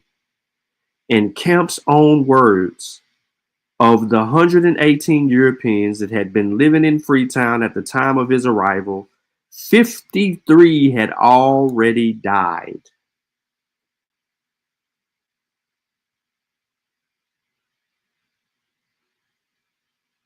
Had already died. It's crazy. Crazy.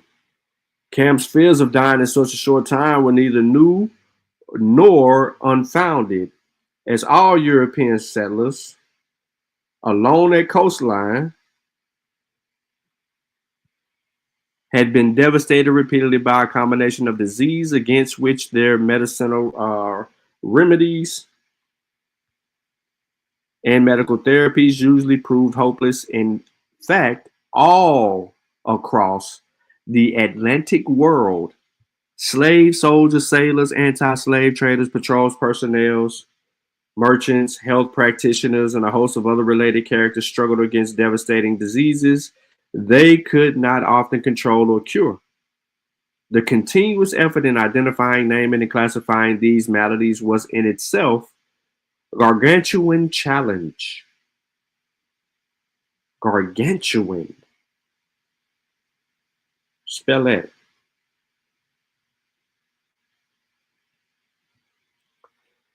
So this is what they say in this chapter. I grapple with a number of issues associated with how the diseases were perceived across the Atlantic world and what ideas and methods were recommended and devised to prevent their arrival and dissemination. One central primitive objective was how to sanitize ships, buildings, and other trading areas in order to reduce the threat that so-called pestilential environments posed to all of those who came into contact with them. Another was the need to regulate human behavior so as to prevent the spread of disease. Where's this Negro at that was talking about the germ theory yesterday? Where is this Negro? Somebody tell me where this Negro is, please. Go get this boy. Somebody, anybody. Where is Yodi? Yodi! Where you at, boy? Yodi, where you at, Yodi? Where you at, Yodi? Huh? Come on through, Yodi. Where you at? Don't have, bro. You know, you was remember, you was anti-germ theory. So where the hell is you at, bro?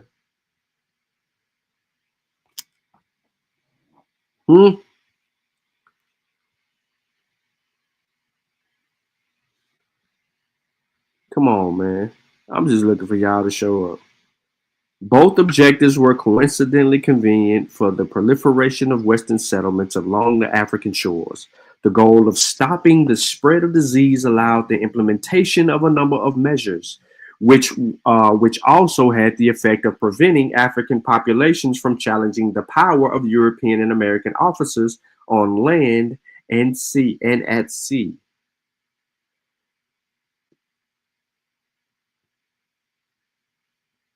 The decision and policies of Europeans and American actors on the African coast, however, were also influenced by discussions that took place all over the Atlantic world and beyond during this period.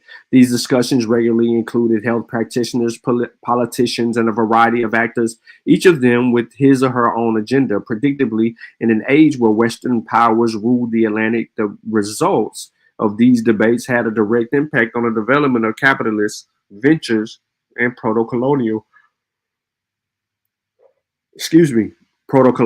projects.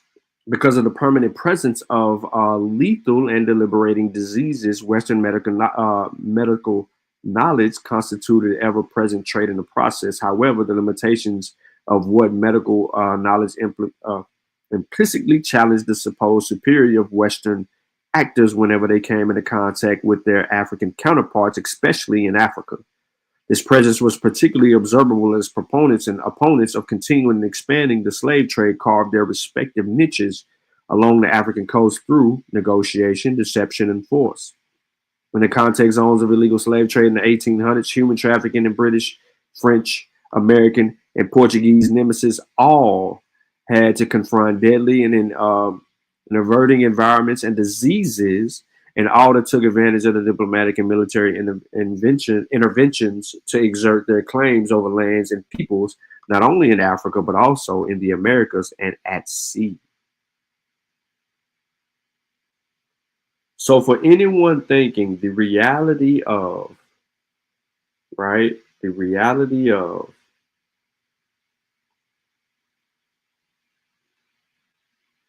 folks, right,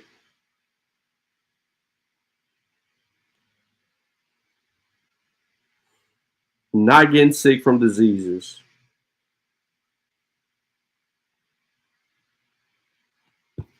it's kind of delusional in a sense, because there's no rhyme or reason why.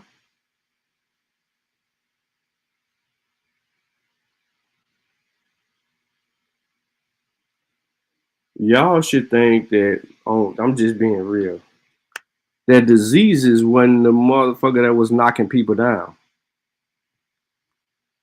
I'm not going to go too far into this because, like I said, I'm sharing with y'all part of my research regarding some things that I'm working on in an article. But I did want to share a little bit from each one of the sources that I am intrigued in as of right now to help me with what we got going on. So, yeah, straight like that.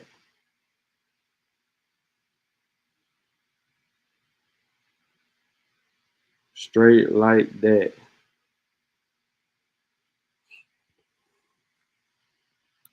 My next source is about the United States and their involvement in the transatlantic slave trade.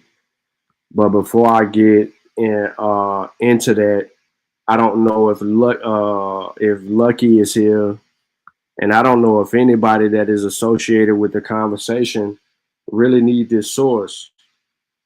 But this source is primarily all about North America, or what we know as the United States and its involvement and how that shit went down. And this is some good information, this source right here.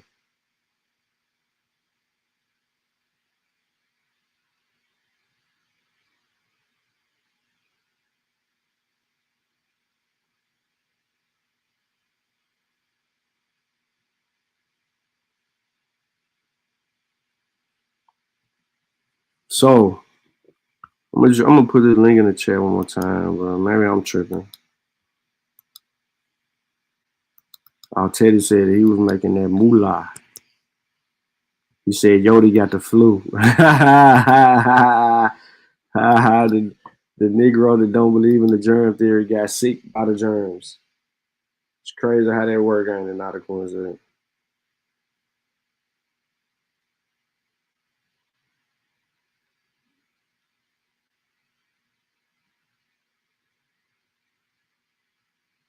Hold on, y'all. Trying to really see if somebody gonna join first before I really get into it. But anyway, North American slave traders in the age of the Revolution, 1776 to 1807. This is significant because we seen the Abos play game with Thomas Jefferson words and, you know what I'm saying, and all this old flim flam, zim zam, boom bam, you know, all that wacky wacky.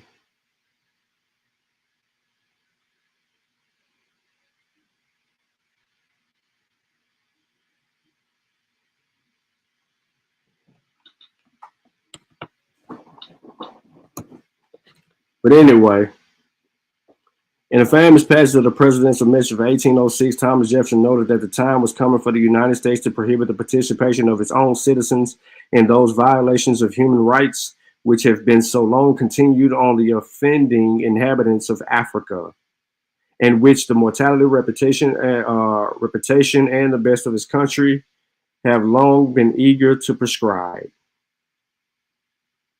Yeah, y'all, we need to fix our shit. Fix our shit, right? It's y'all boy, Thomas. He's saying this now. A substantial number of U.S. vessels had indeed been carrying captives from Africa to the Americas. One more time. This is Thomas Jefferson. Ladies and gentlemen, this is Thomas Jefferson. Not a coincidence. Did you hear that? This is Thomas Jefferson in his own words.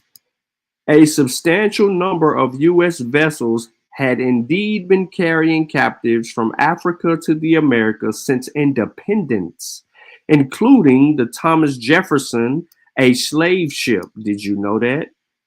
Did you know the motherfucker had a slave ship named after him?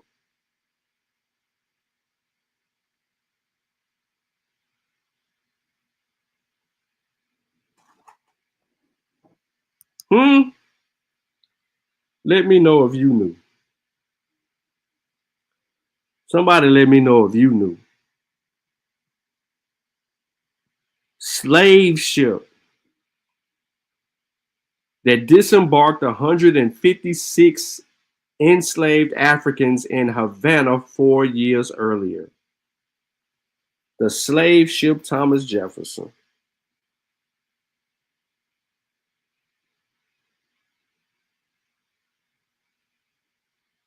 Yeah, boy. It's a dirty game. It's a dirty game.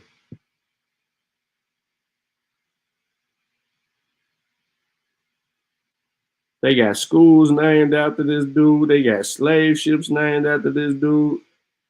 They getting it in.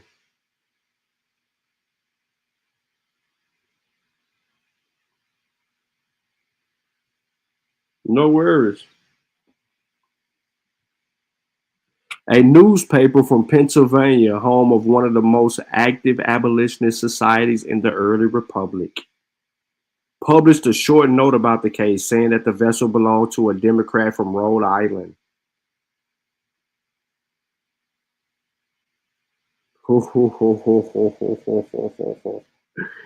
Yeah. And concluding that it is a wolf in sheep's clothing that does traffic human flesh, contrary to the laws of nature of humanity. That's what they said. They came with it. They came with it. The cryptic reference was to Charles DeWolf, owner of the Thomas Jefferson and a few other slave ships.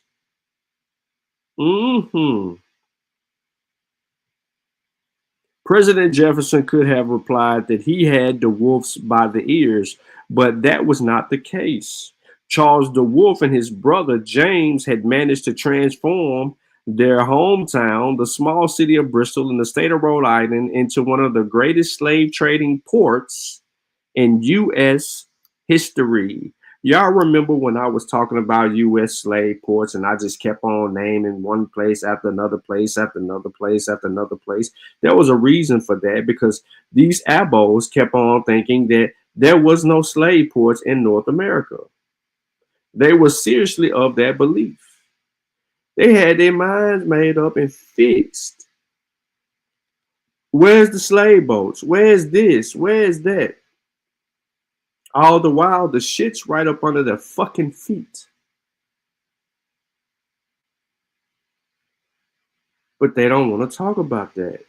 No, let's not talk about that, right? Let's just say the shit happened in reverse. Throw rocks, hide our hands, move on straight like that. Because ultimately, that's all they did was throw rocks and hide their fucking hands.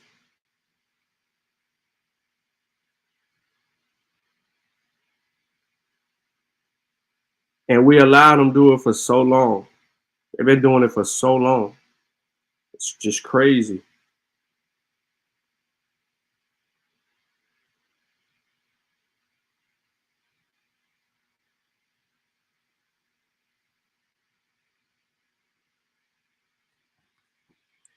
So the transformation could not have happened without a contribution from Jefferson himself, who attended the request of the brothers to appoint their associate, the slave trader Charles Collins, as the collector for Bristol. The justice showed Jefferson's appreciation for the political loyalty of Charles and James, active Republicans in a New England increasingly dominated by Federalists.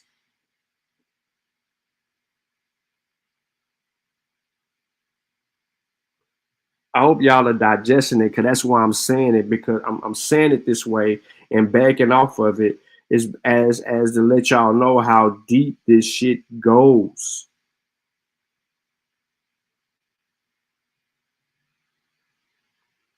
It's deep.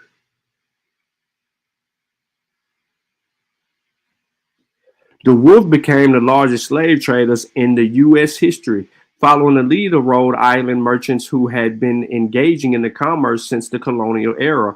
Real quick, if people was enslaving people, if the slave trade happened in reverse, the slave trade happened in reverse, right? Who the hell was the Wolves shipping?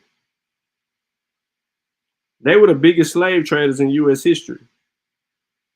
So who were they enslaving and getting rid of? Somebody got to help me, man. Somebody got to help me.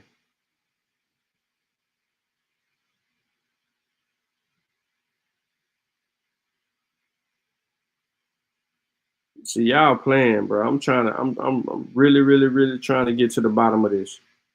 Who in the hell was they dealing with?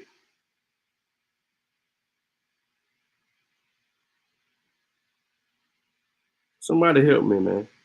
I'm sincerely trying to get to the bottom of this because it matters.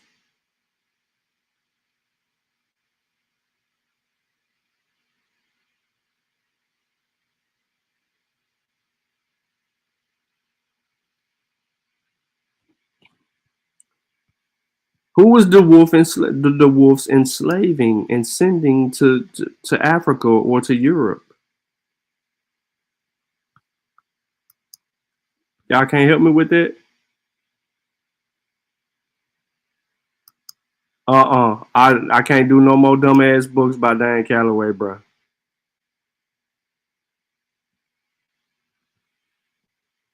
I feel you now to see.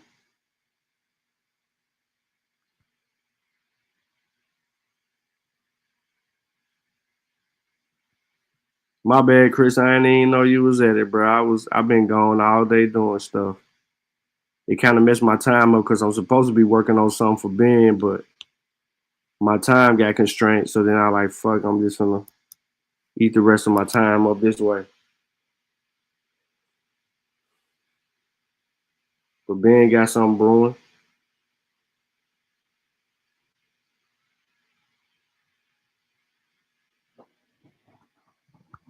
But remember, if the slave trade happened in reverse, who were the wolves enslaving? Notice how all this information, right, about the slave trade and the involvement of the slave trade walks us right back to this continent called Africa. We keep going back to Africa. Yodi said it's only 2 continents on the planet. I don't know where he got that weird ass shit from. But whoever he got that from, he need to get that shit back. And he need to get that shit back in a hurry. Cause shit ain't looking too good for that boy.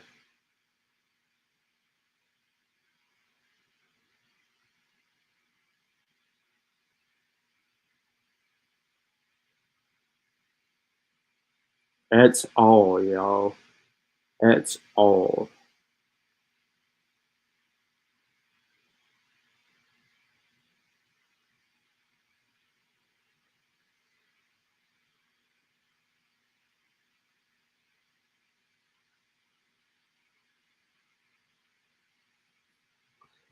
All right, so let me get to one key point here that I wanted to also mention. The greatest opportunities for the U.S. slave traders were to be found in Spanish Empire, while slave trading patterns of other empires, such as the British and Portuguese, generally followed the shape of the parabola between the 17th and 19th centuries. The Spanish slave trade had a U shape. So remember, everything else is going in a triangle. The Spanish had a U shape. After a first slave trading peak in the 17th century, largely a product of the Iberian Union, the traffic to Spanish colonies decreased and came to be carried mainly by non-Spanish slave traders under exclusive contracts called asientos. Y'all should know their word. Asientas.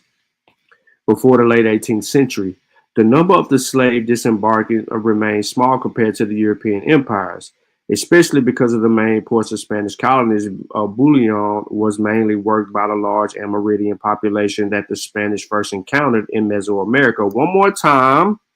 Who did the Spanish encounter?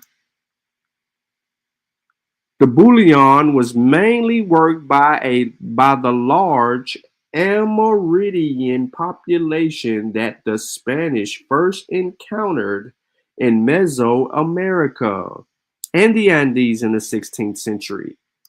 They're telling us that the Spanish first encountered Amerindians. Are Abos Amerindians? No, they can't be.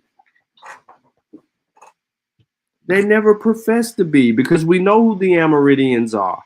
We know who the first peoples are. We get into it extensively. Abos don't use shit like the Amerindians. Come on, peoples. Don't make me have to talk like V-Note.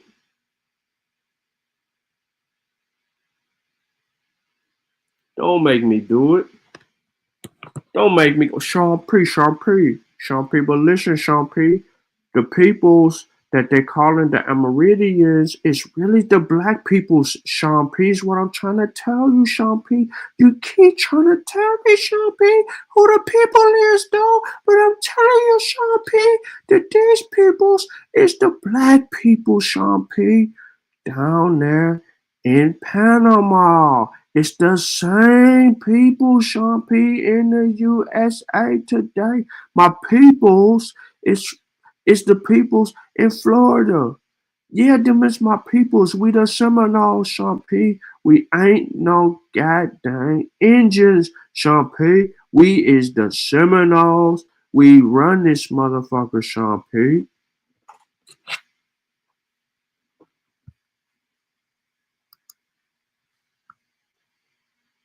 Chris, you got a debate? Oh. Yeah, not a coincidence, Warning, because he gonna make a mockery out of him. Yeah. Man, listen, bro. That's crazy work right there. Let me continue. With the growing interest of the empire in large-scale plantation agriculture by the second half of the 18th century, attempts to create a stronger Spanish slave trade in the sense of having Spanish dealers as the main carriers of captives were made without success. The treaty of, look this treaty up right here. The Treaty of San Ildefonso between Portugal and Spain in 1777 settled some of the disputes over territories in South America and transferred to Spain the islands of Fernando Po and Annobon, both located off the coast of Africa. The main goal was transforming these islands into posts of the Spanish slave trade, but Spanish expeditions successfully failed to colonize them in the following 2 years. Cuba continued to depend on foreign slave traders, a demand that U.S. merchants were eager to supply. Broader geopolitical tensions, namely the successive wars between European powers, especially Britain and France, also favored the activities of U.S. slave traders who largely able to operate as neutral in the first decades after independence. Right. The shit is up.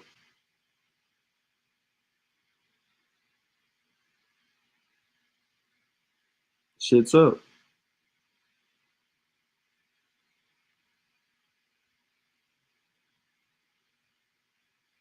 We ain't got to play no games with nobody, y'all. We know the work. I keep trying to tell y'all this. We've been studying this shit for so long that every situation is coming down to what we already know. We ain't got to make nothing up, man. We ain't got to insinuate shit. We have the work already. We've done it years. We know where the black people come from who are in the Americas today. We ain't got to make nothing up. Nothing. And it's a shame that we got to stoop this low. This low.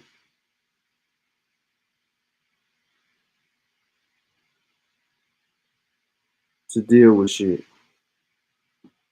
on this magnitude. Of this magnitude. Mofos is crazy out here. Mofos is crazy out here, B. Really crazy out here, B. Running around here claiming false flagging.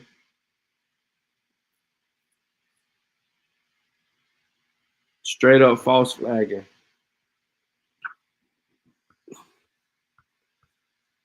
Man, I don't even want to share no more of this good shit that I got.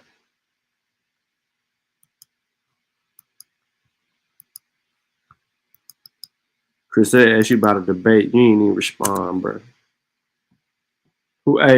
Q Black, who is he supposed to be debating? Who you supposed to be debating, Chris? I put the link in the chat. Now to see if you want to jump in, you can, man. Chris, I know you've been busy. If you want to jump in, Melanated, where you at?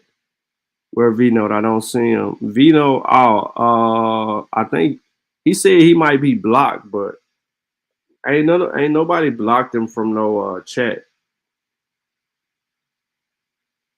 But he came here the other day talking about he might be blocked. I don't remember blocking him from chatting. But hold on, let me go check. Let me go see if he blocked. I think he might have been trying to type something in the chat or some shit.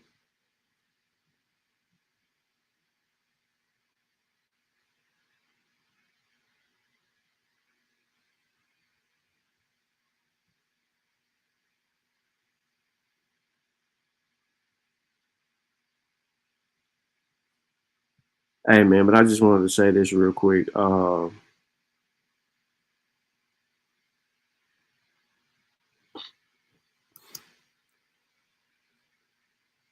I knew none of them would show up. I mean, Milestone showed up, but Milestone is he just somebody in a chat.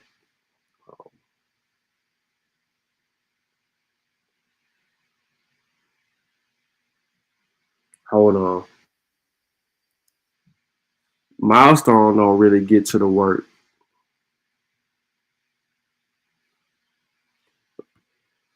He kind of weak. I'm waiting on the YouTube to load so I can see if this dude is blocked.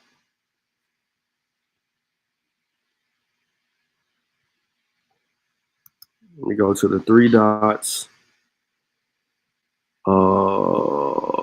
Participants. Okay. Community moderation.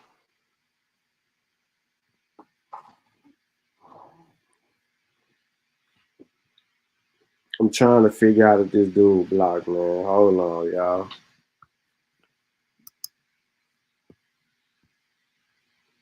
Hell no, they don't come here. It's a reason they don't come here. And it is, I mean, people can say it's me.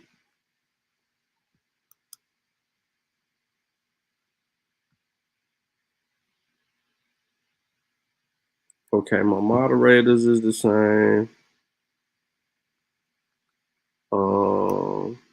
Permissions. Defaults channel.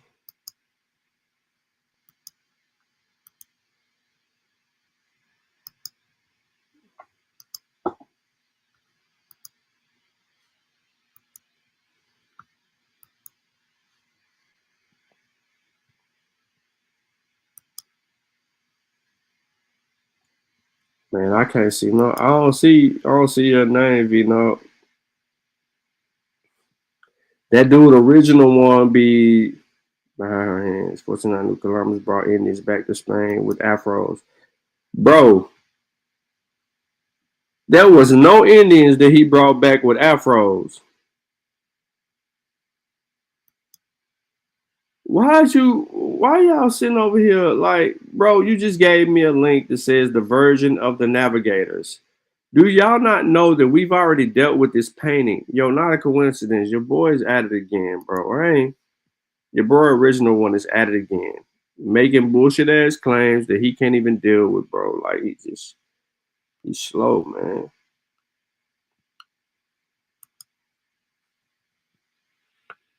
He's slow, bro. I don't know what else to say to the guy. I mean, because he's posting shit. He posted a whole link about that damn painting, bro. That's already been dealt with. That's going. Come on, man. Yeah. They don't come over here because of not a coincidence, yo. He's the apologist.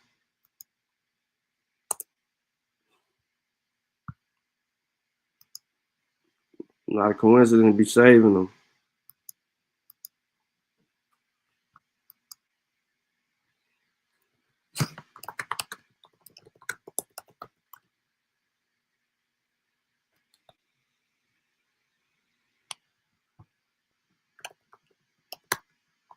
Who know how to remove, how to unblock people?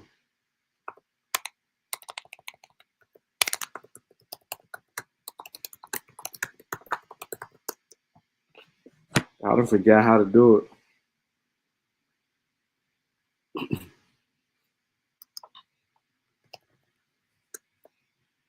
Hold on, let me try it. I'm going to Google.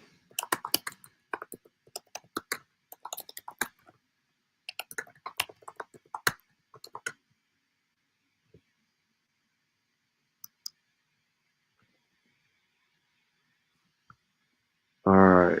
It said navigate to the YouTube studio.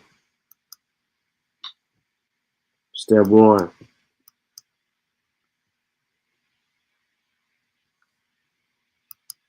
This might be where it is right here.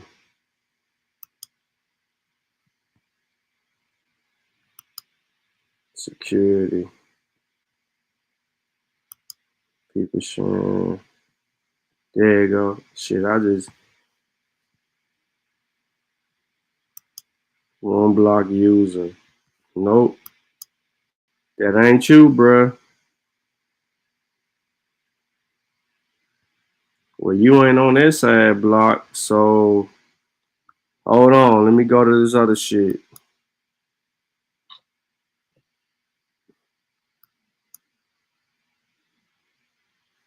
Hit the link, man. Y'all just sitting there staring at me, bro. Hit that motherfucking link, man. Let's get to it. I just hit y'all with a whole bunch of information. 4 sources. I only kind of went through. Hey, but when I tell y'all about that disease shit, man, I really mean that shit, bro. The disease shit is crazy.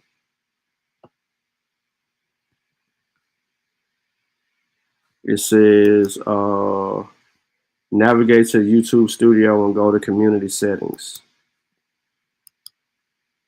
I'm on community.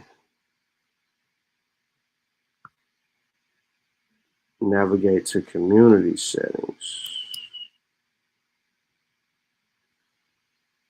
Community moderation. All right. I had this shit earlier.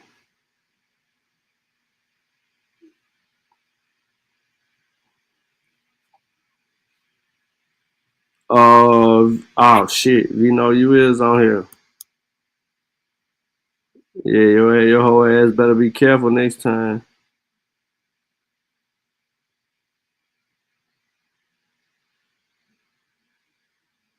Let me see.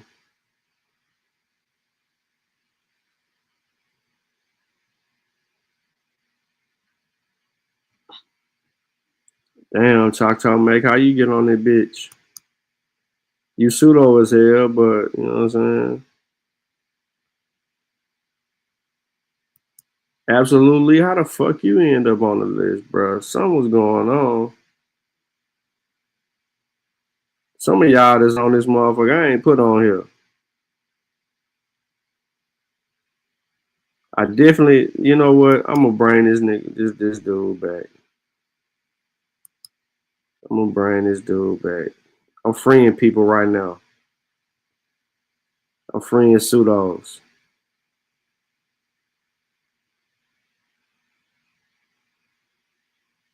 I'm freeing pseudos. Nah, I'm leaving that nigga blocked. Save. All right, Vino, you good to go. But yeah, so original one showed this source right here.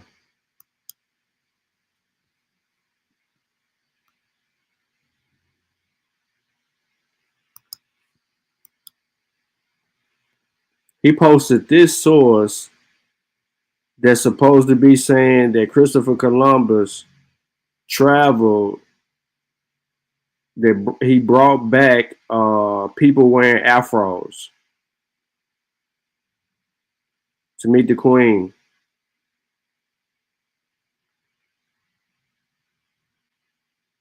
So let's read this, y'all. Now, we've done this before with the Virgin of Navigators, this painting, because somebody tried to use it in a book. Y'all know who that somebody is. Dan Calloway. Top Cat's one of them too.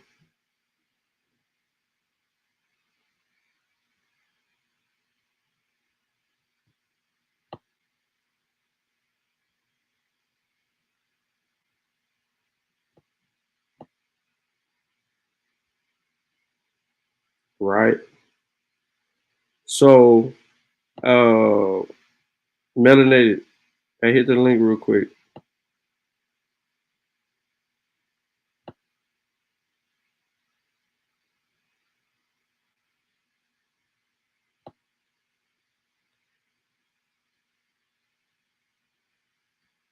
I mean, if you ain't grading papers, you know what I'm saying? Oh, my bad, putting your business out there like that. Psych.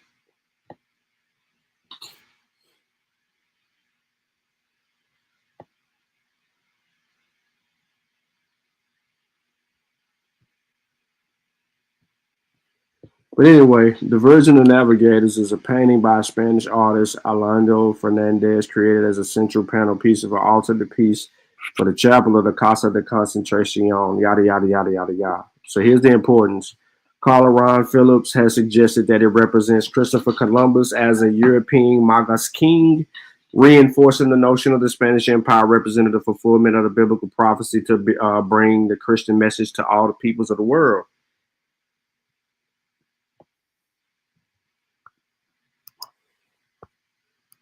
This heifer came.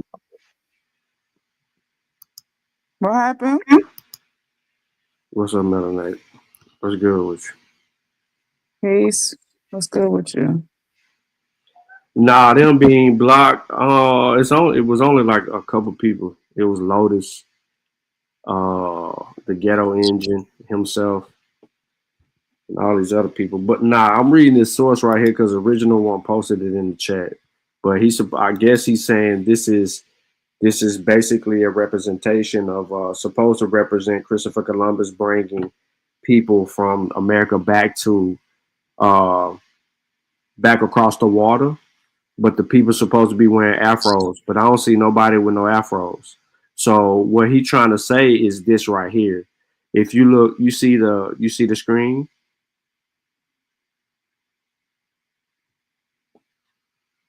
Can you see the screen? Yes. Wait, hold on. It's really blown up on my end. I'm supposed to see it that way? Yeah. Because if I don't blow it up, you can't. If I don't blow it up, you can't see it. Okay. So show it to me again. What you showing me? All right. So he trying to say that this is supposed to be a representation of Christopher Columbus bringing people back with him that had afros. Now, if you look at this painting, do you see any black people on here? No. No. Okay. So if you look right here, do you think these are black people all the way across from the left to the right? No, the lady all the way on the right in the back is definitely a white lady. With a little scarf on her head. So because the background is black, no matter what you put on this background right here, you're not getting who these people are. So he is of the belief that these are the people and they're wearing afros. You really can't even see the painting like that. But if I bring it back like that right there, they look like gold or copperish, just background slave-like type people. They look like the same people, just dirty. Like they've been working. Right. But he's under the impression that these are the people that came back with Columbus and they wore afros. But that picture Columbus didn't paint this. But that picture is the evidence of the afros when you can't see afros. Where that's the picture. So the evidence. Hold on, let me take you to the comment. Because I don't want nobody to think that I'm just, but he's tried to do this before.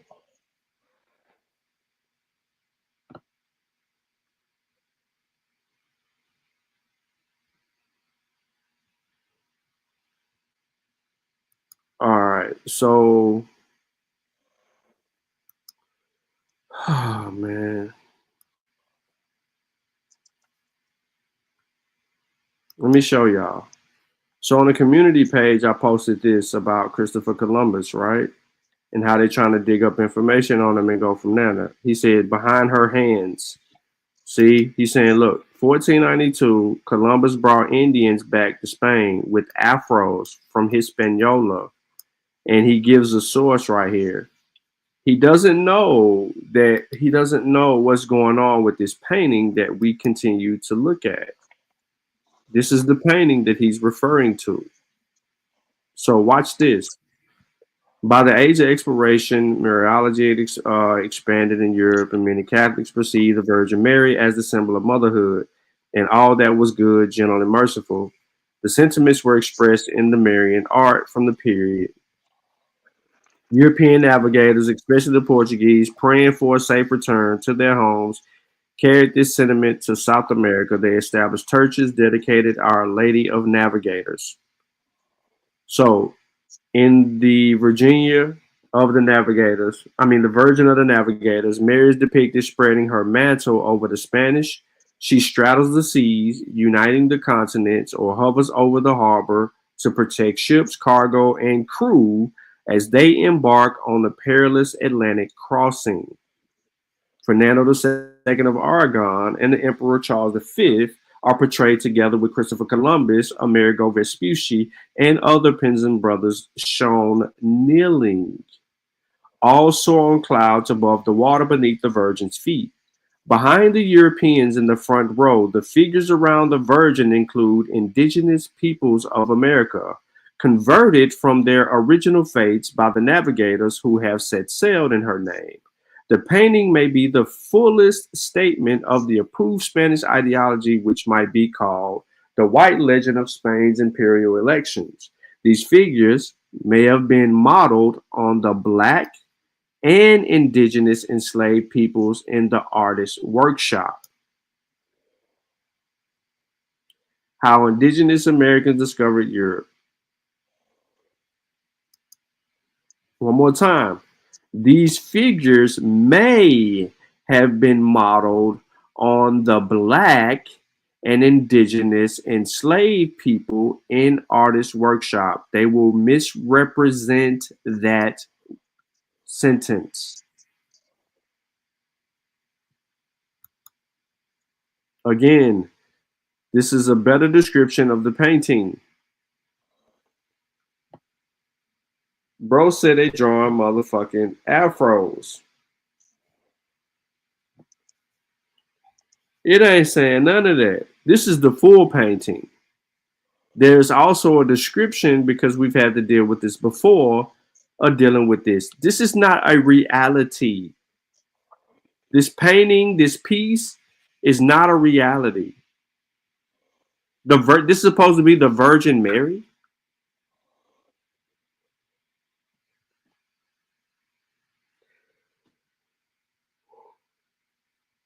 And the significance is this was the first time American natives, not black people, it says American natives, had been depicted in European art. One can see different types of vessels of the Spanish, yada, yada, yada, yada, and move on. It was here that the sailors bound to the Americas prayed for a good wind to assist them in their crossing.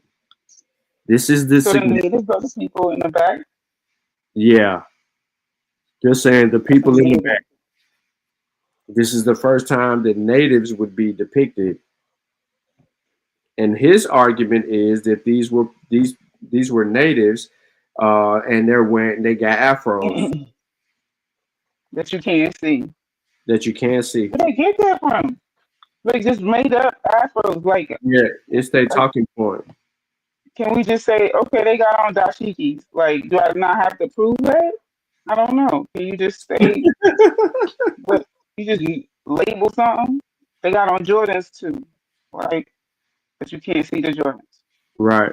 That don't make no sense. Oh shit! My bad. Life in life. Black equals pale skin. Shit. Like the white South Africans, you know them? Africa was white. It just became black. Not a coincidence. Said keep Lotus blocked. I ain't unblocked Lotus, bro. I don't think I did. One of these days, Lotus will have some evidence. Shit. Lotus is still looking for a laptop he's been searching for since Not a Coincidence show 4 years ago. We ain't getting shit about it, Lotus. But that's their claim to fame now. Their claim to fame is that this painting somehow is depicting natives with afros. Yeah, I don't. Let's look at this. It said, let's look what indigenous peoples of the Americas. Let's see what this says here. In the Americas, indigenous peoples comprise of the two continents' pre-Columbian inhabitants, as well as ethnic groups that identify with the 15th century, as well as ethnic groups that identify with pre-Columbian populations of the Americas as such. Let's skip ahead. Indigenous people continue to inhabit many regions of America, yada, yada, yada. Significance of all these different places, yada, yada, yada. Yada, yada, yada, yada, yada, yada, yada, yada, yada, yada, yada. The Americas also mean mixed indigenous.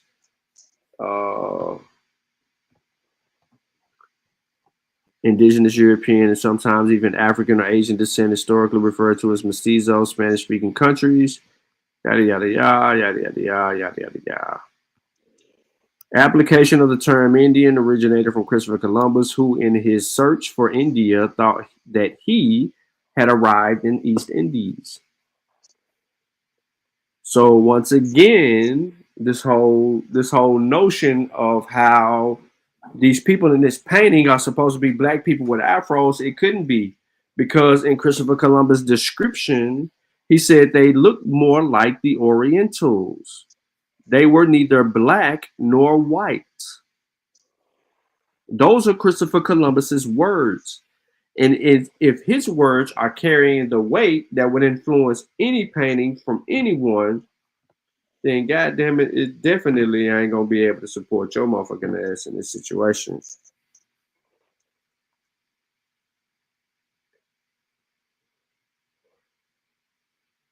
But this is how they do. They what's the name of that song?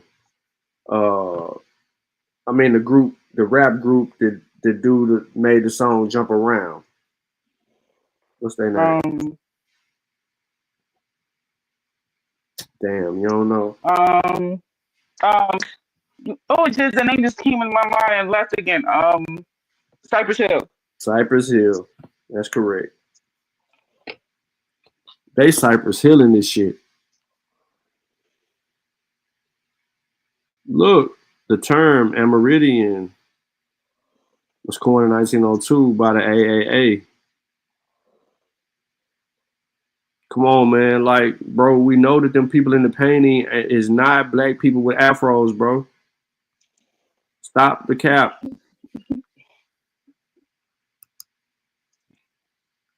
That's some real made up stuff right there. Public Enemy said House of Pain.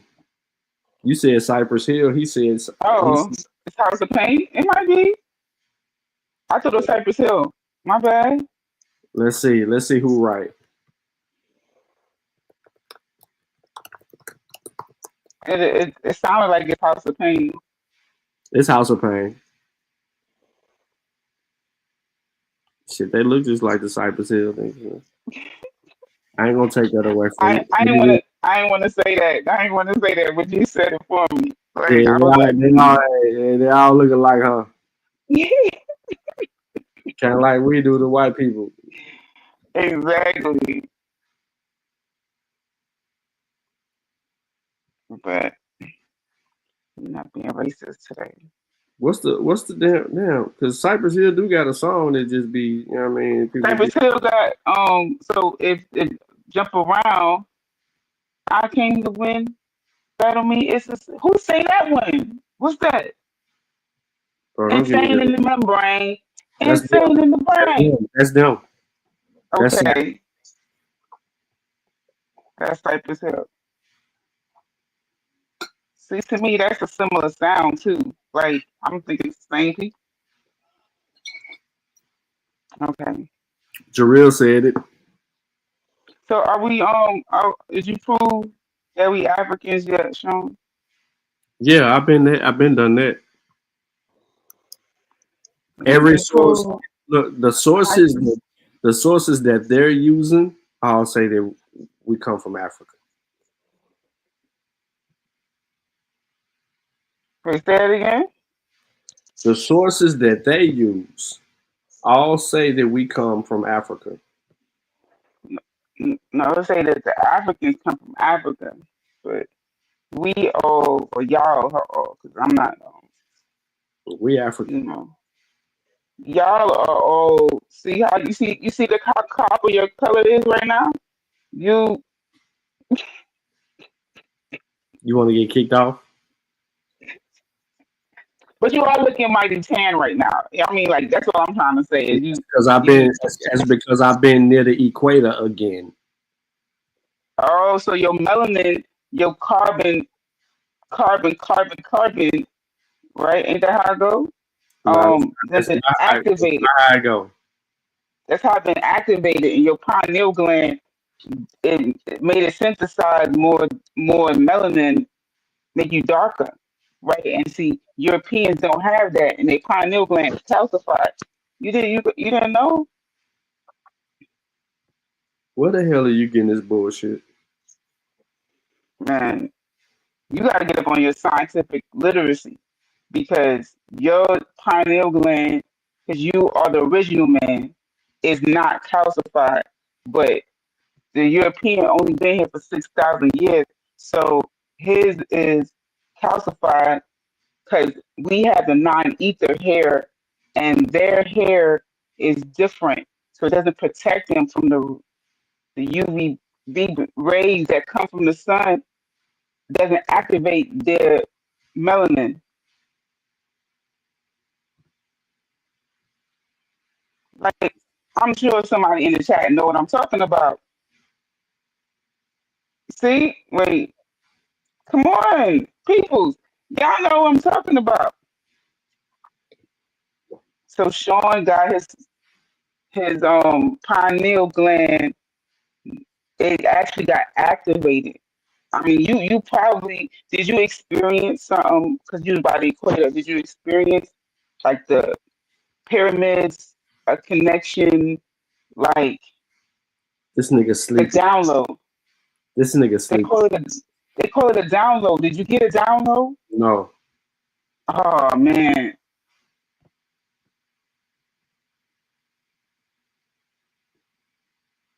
You must be really new to the conscious community. I think that's what it is. You have to be in the conscious community a certain amount of time before you can download. No, I mean it helps you to get exposure so you know how to astral project and get these downloads. So you're not hit to the spiritual. Listen, Public Enemy, that's disrespectful right there. That right there, I ain't never said nothing but peace to you. And this is what I get.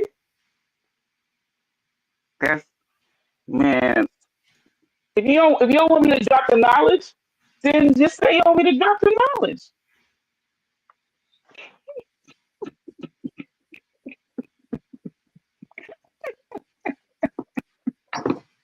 I'm just letting her talk, y'all. I ain't even. That's because you think you from Africa. What you don't understand, we don't speak African. We don't eat African. We don't even look like them Africans. Y'all don't understand. Y'all want to be African so bad. Which one? What's the name of your African ancestor? Muntu. What's their last name? These nuts. You see, you gotta get like that because you don't know. So all you know is you American, and you see, American is the original name of the people, the Amari people who can make a difference. So they Amari can, the can. What? They can make a difference. That's Who why told you that? American is not really the Amari is the people that we Who all told you descend that? from. Who told my grandmother? What do you mean? What is your grandmother telling you? Your grandma ain't told you shit. She told your black ass you was African. No, how she gonna tell me she African? My grandmother don't eat all that fufu jollof stuff. It ain't got nothing to do with eating fufu and jollof rice. Your granny told you what the fuck she was. She ain't said African. She ain't say she was always a Native American. Been here. All she knows is America. She always been here either. Yes, they been here. Nah, you lying on your granny. Listen, but you can't show me no African people. That's what I'm saying.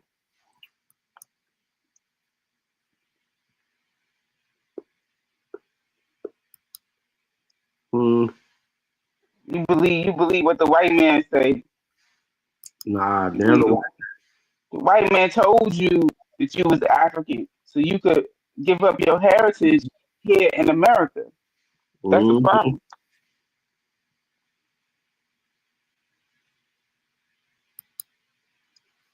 I need to pull up a whole nother book. Rethinking the Atlantic Slave Trade. Hold up. What's the comments? What's the comments? Do what? No, not you.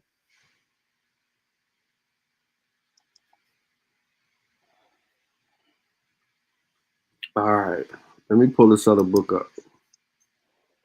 Let me make this other book available for my peoples. Keep talking, melanated. Oh, okay. So the people want to know what our true history is. The true history is that this melanin has conquered the world and been first in the world everywhere. Every group of people that you could think of that's white is really black that turn white. We've been black, and they came there. The white people, I don't know where they came from, but they came there, conquered Mhm. us. So basically, we've been conquered everywhere, right? But we don't want to talk about that. We don't really talk about that because so we was the first Russians, right? We was the first Scandinavians, we was the first people over there in Wales, and we the first Irish. The Irish is black. Black is Irish. Irish is black. I don't know if you ever known that, but so when you take the DNA test and it tells you you 5% Irish, you 5%. That's just a difference of Irish black. Just all that is black. They telling you you still black. Mm. Oh See what I'm yeah. saying? Mm-hmm. Yep. Everything's black. Ashkenazi, it used to be black. It's black. Spanish, black. French, black. Mm. What else? I mean, the everything. Saudi Arabia, Iran, Iraq, all that was all black. Mm-hmm.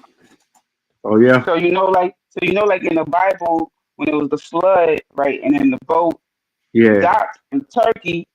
Turkey was a black land. Turkey was a black Black, land. black, black, black. You sound like Vino. I'm trying to tell you. So somebody's not off when they say that you sound like Vino.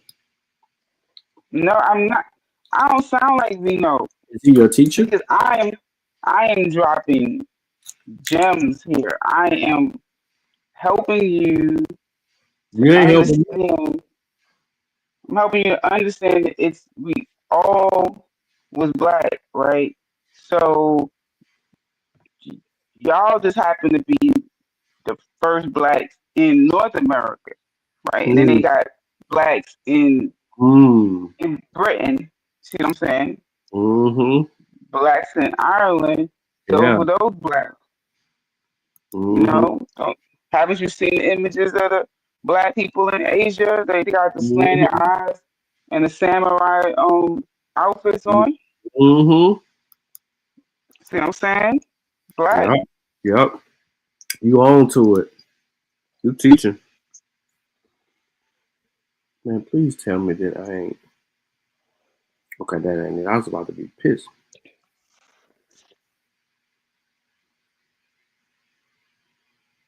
Keep going, Melanie. You was going in. Yeah. You sound just like Vino. Vino don't say all of that.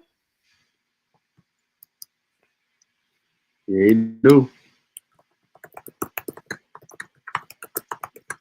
I think that we always been here is a real thing. You think that we always been here is a real thing? Yes. Oh, okay.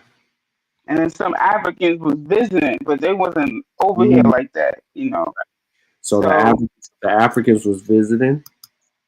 When did they get here? They kind of always visited, you know, like 4th century, 3rd century, you know, like beginning, like after Jesus, everybody was like, yo, we out, we adventuring, we exploring.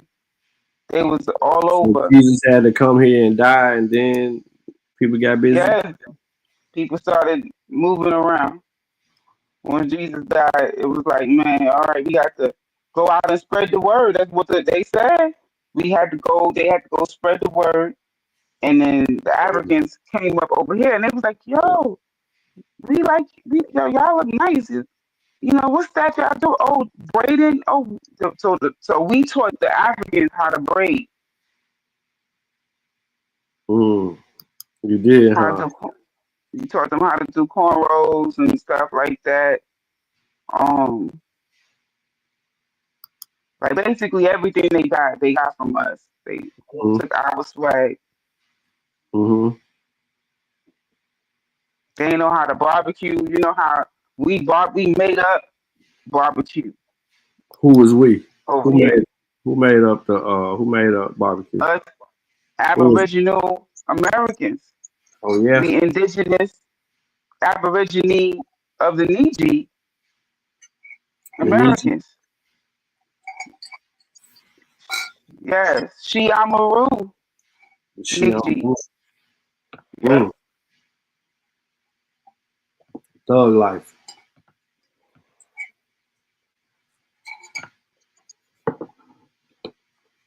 That's interesting. Yes, and that's why, you know, I don't like y'all Pan Africans because Marcus Garvey never even went to Africa.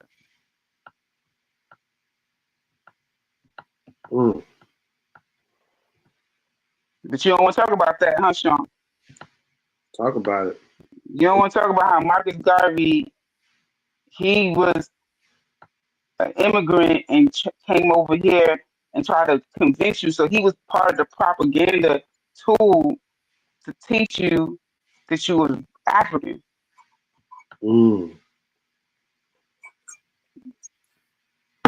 So, because you know we were misclassified. So it was Marcus Garvey's fault. It was misclassified, and it was a paper genocide. So it's Garvey's fault.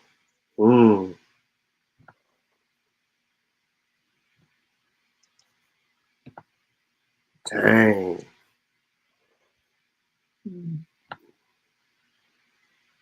All this because of Garvey, huh?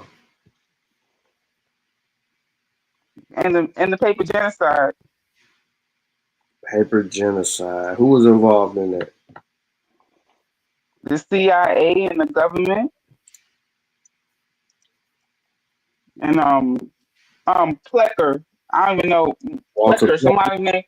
Yep, Walter Plecker. There you go. Walter Plecker. And Margaret Sanger. Yep. Walter Plecker and Margaret Sanger? Yes. Can you tell me what she got to do? Margaret Sanger got to do with it? She wanted to what's that thing called with the she wanted to do when you structure the races. So not Margaret Sanger. Are you sure? What's that thing called? Somebody tell me what the thing they say in the conscious community. I forgot. I don't know what you talking about. Who this? Is it real Evo? He said the Africans came on the Carnival cruise line. Facts. What up, Robert Lee? What's up, Sean? Man, just cooling, bro. What's good with you? Ain't shit, man. I hear Shorty up here dropping them gems. Know what I'm saying? You know the Confederate was all black too. You know that too, sister. All the Confederate soldiers was black. All of them. All of them. It wasn't a white in sight. A white in sight. That's one hell of a war right there. Yeah, man, they fooled the world, man, overnight. Listen, it happened in the 1800s too, right? They just overnight, just bam, took over. I mean, what they don't tell you is how much, like we had skyscraper buildings over here. Yeah. You know, we had a whole civilization. We had universities. We had Castles. everything. We had castles over here, man. Castles where you couldn't just roll up, like you had to bow down to our Aboriginal communities that we had, and then when the white man came, they want to act like all he did was give us some blankets. Man, please. Yeah, man. Black people got rich history over here, man. Where the Abos do, like, brother, they was here 10,000 BC, I think they said. Damn, that's a long time, bro. Yeah. Bro, they was here when the ice was here, and they was still dark as a motherfucker. Damn. I wonder how they kept their dark complexion through all of that. I've been trying to figure it out, but I mean, I try to tell you, you gotta activate the pineal. That's how you it happened to you just now when you went by the equator, showing you activated. Q Black says, "Stop trolling." He had enough. It's so fun. Nah, he said he had enough. Hey, A1 is the highest of the highest. Nah, he want to be the highest of the highest pseudo. I mean, I don't know. He told me he was the highest. I don't know. He went out. I don't know if he meant to say something after that. He just said the highest. So I mean, I'm just repeating it. Like, so it ain't Dane Calloway or Top Cats is A1. A1. Yeah, A1. All of them sit Indian style, and A1 teach. So he's the highest of the of how inaccurate he is, like how pseudo he is. He's the so if you want to put them in pseudo order, he's the highest. He said he top. He the top gunner. He the head nigga in charge. But hey, I want to show y'all something.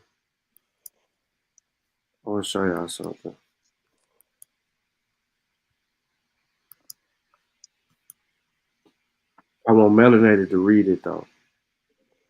Oh, hold on.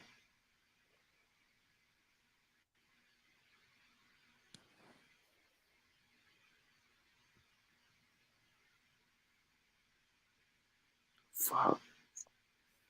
I just had it and went past it, man. I was scrolling way too fast. Might have to go back up. This from that book you were showing earlier? Yep. Mm-hmm.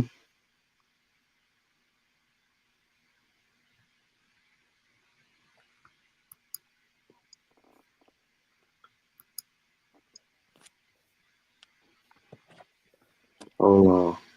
See, that book line. The arrow's supposed to be facing the other direction. Other way? Okay, I see what you're saying. Let me see if I can change it, if I can flip it. If I can edit the book. Is there like, I mean, who wrote that? That's somebody who they getting it after everything is inaccurate after the paper genocide happened. Yeah, that's the white man. Yeah, this the white man that was being interviewed by Top Cat. I thought he was cool.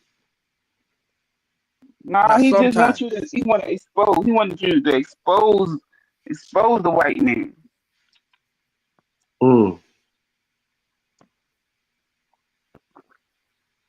Hey, yo, that's sad as hell.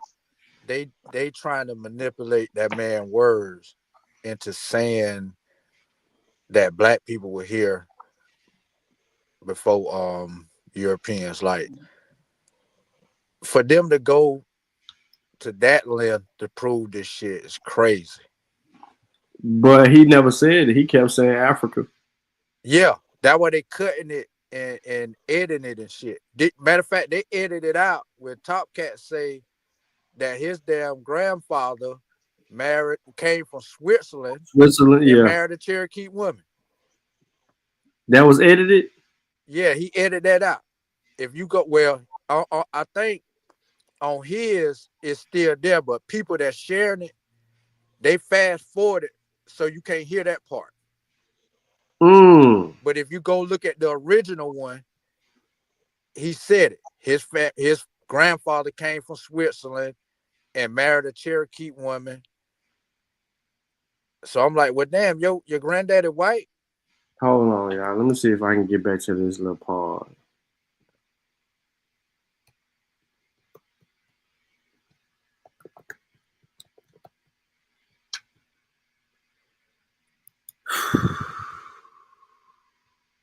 Okay, I found it.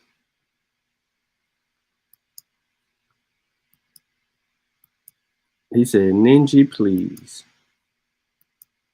All right, melanated. Where she go? She fell off? Yeah, she dropped off. Damn.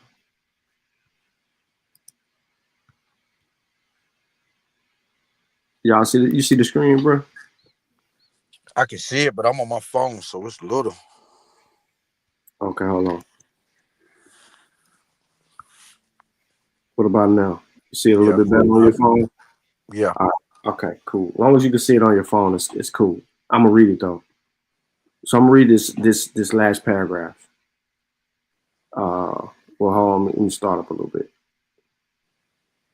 All right, listen to this. In 1492, no one could have predicted the disastrous effect on American Indians of what are called virgin soil epidemics. Millennia of isolation had made them fatally vulnerable to old world smallpox, influenza, measles, and other contagious diseases. If millions of Caribbean Indians had not died off as the result of pandemics, Spanish cruelty, and the loss of their food base, they might conceivably have provided a significant labor force for later sugar plantations. The near extermination of many native population hastened the Spanish seizure of fertile land from Hispaniola to Peru and the Portuguese seizure of land in Brazil. But in many regions in the invasion left only a skeleton native population that could be coerced to perform heavy labor. So let me get into that. Hold on 1 second, y'all. All right. The more humanitarian leaders such as Bartolomé de las Casas, Manuel de Nobrega, called the importation of many more black slaves as a way of counteracting the Spanish and Portuguese oppression of Indians. Such arguments were reinforced by familiarity that many West Africans had with large-scale agriculture, labor discipline, and even the manufacture of iron and steel tools. Throughout the New World, colonists agreed that labor of one black was worth that of several Indians. Pause.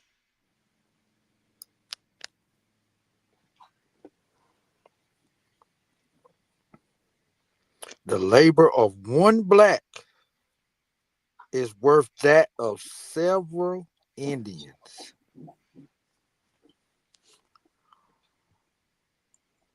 I'm trying to let this like marinate on you, sizzle with it. What Country Wayne say, sizzle in your spirit. I'm trying to let this sizzle in your spirit. The labor of one black was worth that of several Indians. So if the Abos, right, who are professing to be X, Y, and Z, if you were already here, who the hell were they trading you for, nigga, when they said your labor wasn't worth the fuck?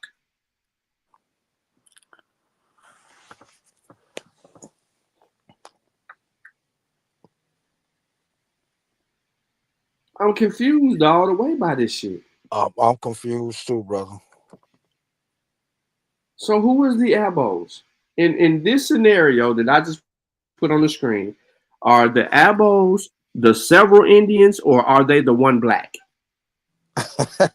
Hey, now they gonna say that one black ain't exist. How you know he was black? Hey, we're saying we're not saying nothing. They're saying the Spanish and Portuguese themselves are telling us what the worth of one black is to the Indian population. We ain't making them nothing. We only going by that. We only going by the rules, well, the laws of the land that was put in place, right,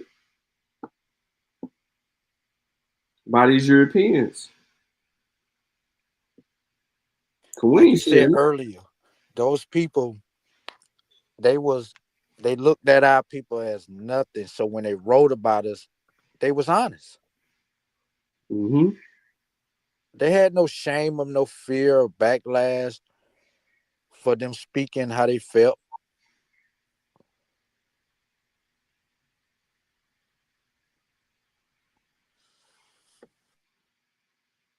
I don't know, man. I just think in this situation, if you was to be talking to one of them right now, they wouldn't give a damn about the shit saying several Indians.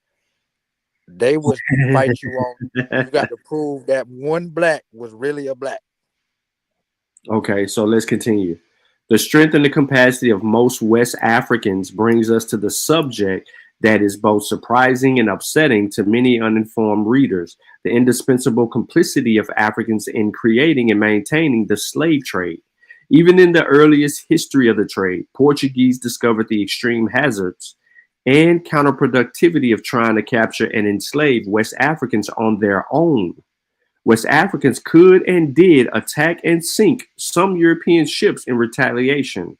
The rulers of Congo, Benin, and some other regions succeeded at times in temporarily stopping the trade in slaves. Yet the crucial point was the eagerness of African rulers and merchants to sell slaves. Similarity in skin color and other bodily traits, as Europeans viewed them, brought African rulers and merchants no sense of common African identity with the captives sold. And the sellers of the slaves profited immensely from the acquisitions of textiles, hardware, bars of iron, liquor, guns, and gunpowder, tools, and utensils of various kinds. Between 1680 and 1830, when the trade had its most devastating impact on African societies, the price paid for slaves in Senegambia rose tenfold. So the black that they're referring to as being worth more than the native that they were referring to was from Africa. They ain't in America. Ain't no blacks in America, bro.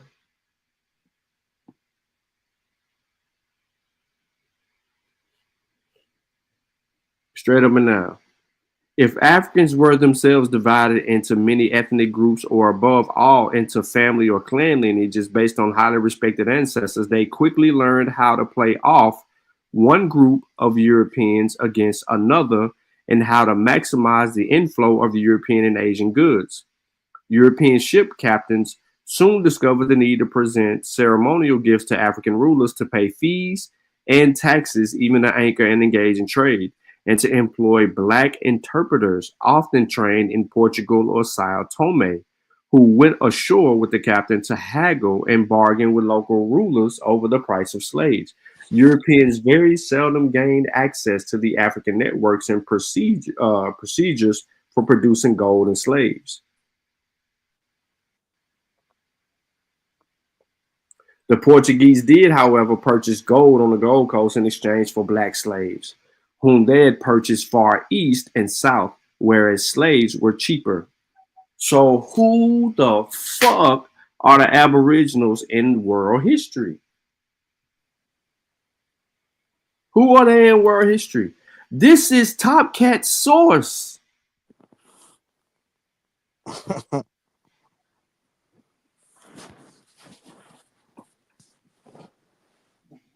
Kevin Troy, man, you've been killing it the last couple of days, bro. I've been reading your comments. Well, you know that because I've been commenting back. But you've been coming up with some good shit and even bringing back up some good points, especially with the port. That port was like damn, you got a point there. But Kevin Troy said, this is what Abos deny, the virgin spoil epidemics. Yeah, the soil, I know you meant soil. But yeah, the virgin soil epidemic is a reality. Google virgin soil epidemic. Everybody, if you listening, you trying to learn, pull that shit up and get the reality based around that shit. If they were Abos in the past, they wouldn't be 47 million to this day. They would be 2 million like the actual indigenous Americans. Factual. Yeah, they deny the whole disease thing altogether. Like they're like that. None of that shit happened. Bro he's simply telling you the truth, bro. These people, bro, Kevin Troy and his people are rebuilding. They've been growing a little bit faster the last few years, but they have to reestablish and reemerge as a peoples. That population that was disintegrated over time, diseases and all that, and even running people south into Central and South America. Because some of the people that are actually indigenous to North America are either in Canada, Central and South America, and less likely in America because they didn't migrated other places outside of being attacked and killed from diseases. All of those populations are re-emerging. It's crazy. I don't get it.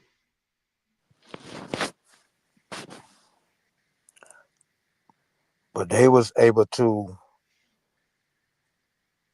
coexist with these people, these new people that brought over these diseases. They ain't get vaccinated. They against vaccination and everything. You know that, right? Facts.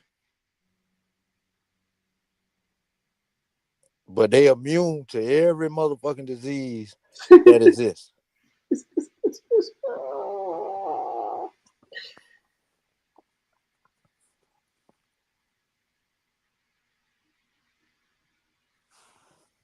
Crazy work, ain't it?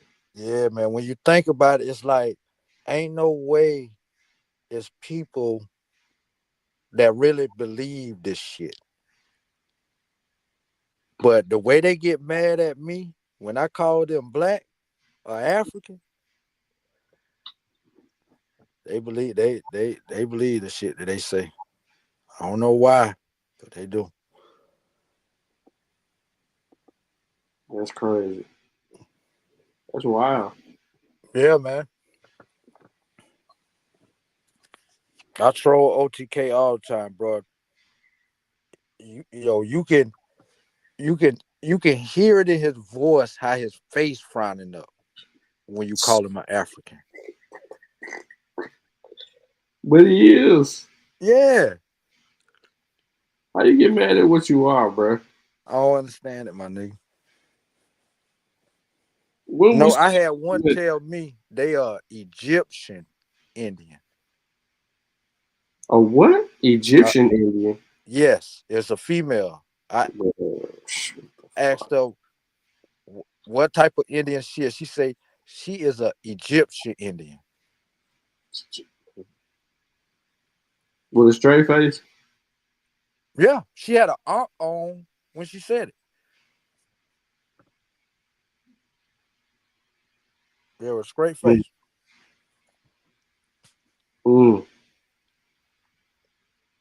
That's crazy. So I mean, I don't know if I think you lying. No, brother. I put that on everything I love, man. I thought she was lying, but like I said, after she cussed my ass out, when I say, well, you are African American then, and she went ham, like went retarded on me. Because I would think that would be an African American. But I could be wrong. Shit, you know you ain't wrong. They're half for stupid. It's the truth, man. I ask them that all the time, man. Why they hate their black skin? And they never give me a straight answer. They just go into defense mode and start cussing my ass out.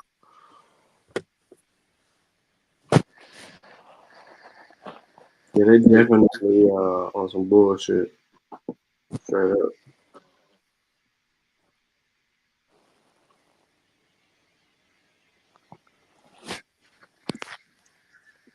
Yeah, you be dropping the facts on them though.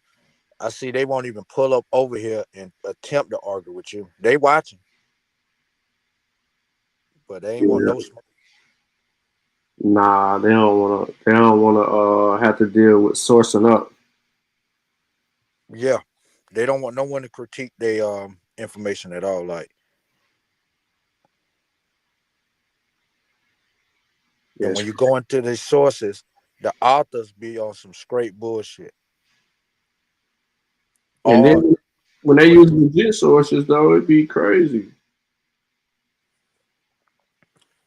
They go against their own source. What the fuck you showing us the source for if you gonna try to argue? Yeah, that now that's the point I don't understand. How you show a source that don't agree with you? Bro, I don't get it, bro. I mean, and present it like it agree. Like you thinking they done brought some shit. Like Dulcinea brought a picture the other day. And it was I was told them to show me the black Confederate that fought in the war. You know, it had a gun that actually fought in the damn war. Right. And she produced the source, and her source said in the title, this shit is a myth. And I'm like, well, we don't even need to read this shit. We don't need to go past that word right there. Like, it's over. But she presented like, you know what I'm saying? Like it was legit. That's crazy.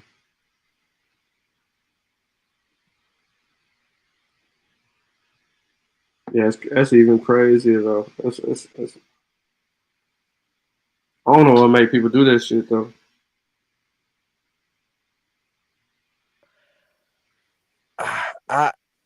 You know what? I didn't heard some delusional ass girls say some shit before, but you know, I never really met a group of people that think the way they think. Like I say, 20 years ago, I remember these Moors talking this crazy shit.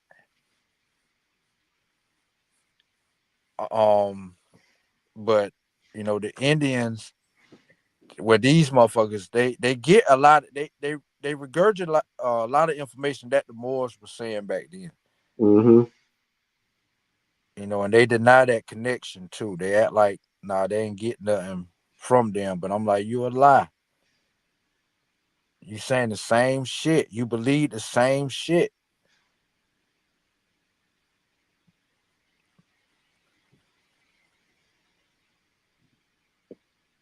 But I don't know what make them think this, man.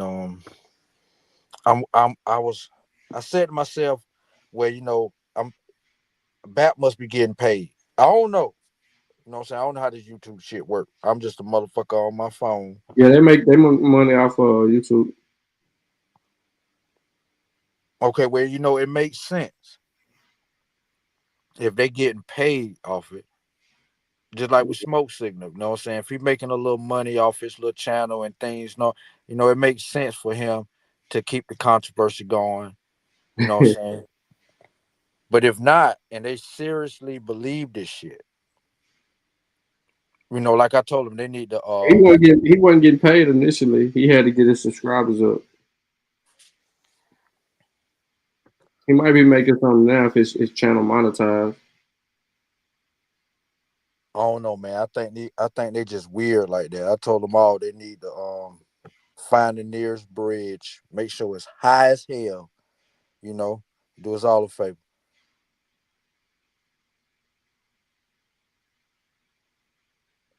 That's crazy. But they're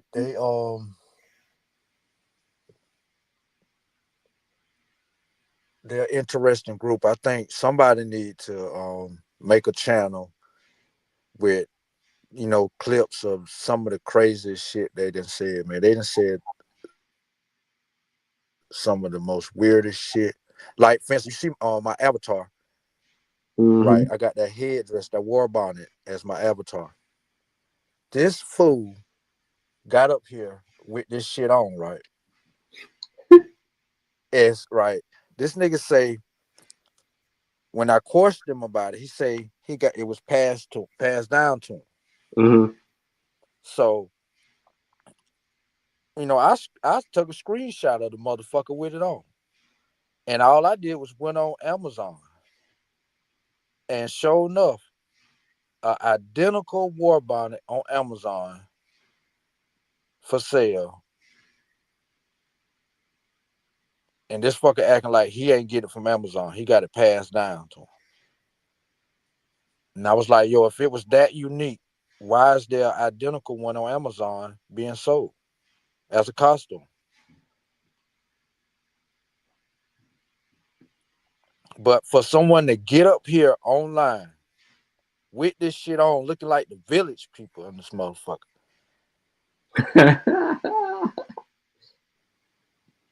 Like that's some cold shit, right, man? Like that's a serious sickness.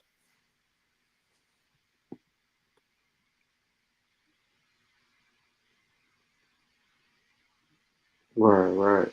It's beyond that, bro. It's crazy.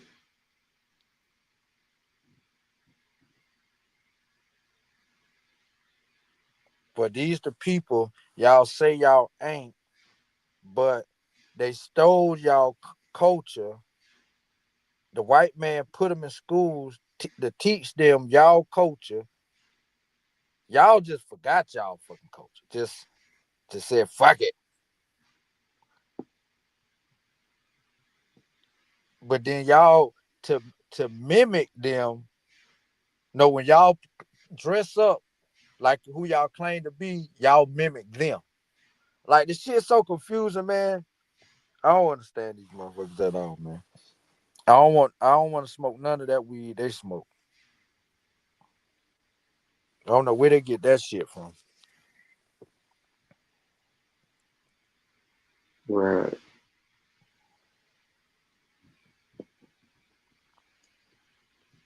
That's how they behave, bro. But I do want to see you and AP debate, but which I already know, they ain't gonna never step up to that, what I'm saying, challenge. They want to be able to manipulate the whole situation. At the end of the day, that's all they doing.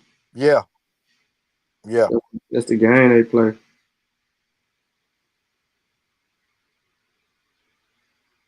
That's a fucking game they play.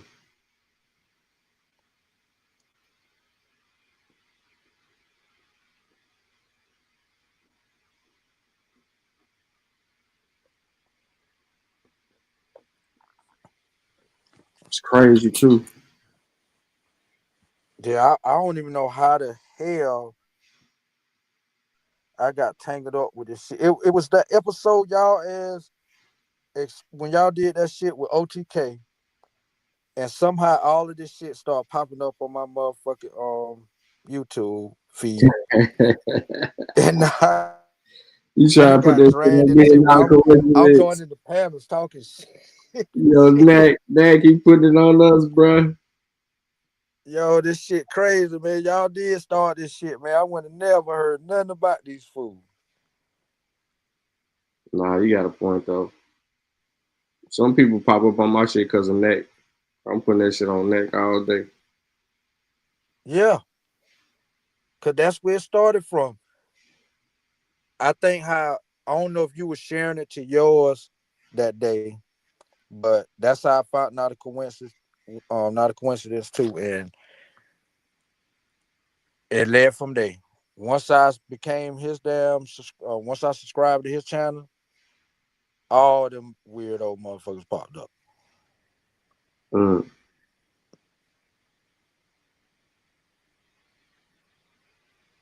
Smoke shouldn't have got the funniest show on YouTube, in my opinion. That shit just as funny as Kevin Samuels, man. That nigga got some characters that come up there, boy.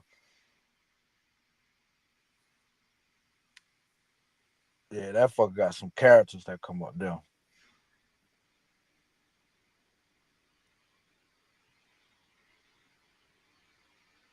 Yeah, it's crazy work, bro.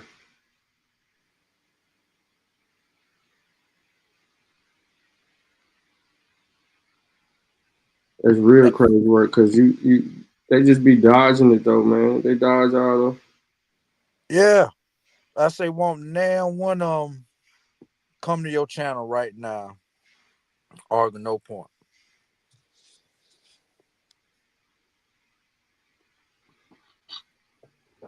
They won't even react to none of your shows. Nah, they stay in their safe place for sure. And I mean, you kind of learn that real quick. They definitely stay in their safe place.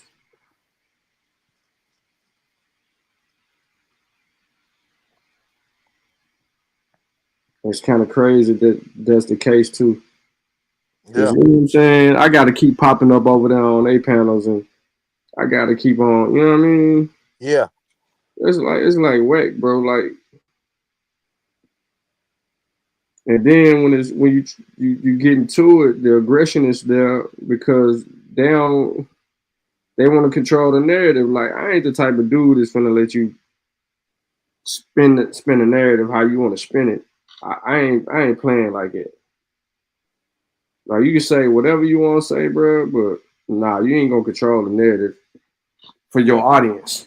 Your audience don't even know the truth because they already developed a bias against me because what you saying, and I'm challenging their belief. Yeah. So they definitely ain't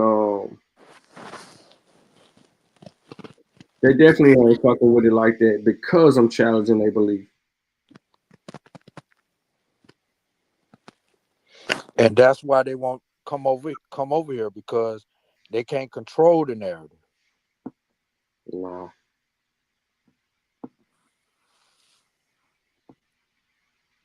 See, over there, they can paint the picture, like you say, to the audience what they want. And that's what they choose to do. And I mean, they do a terrible job at that. Because I mean, if you fact check them, then you'll see that, 99% of the shit they damn talking about is bullshit. Either come from a quacked out source or it's some shit that they made up. Right.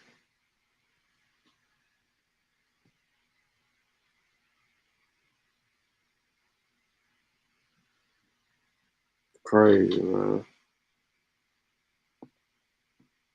And the boy told me earlier today they had cities here 27 BC.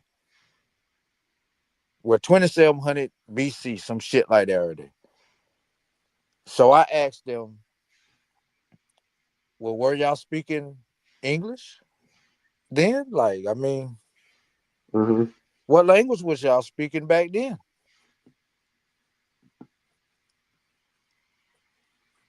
Like, damn, what happened?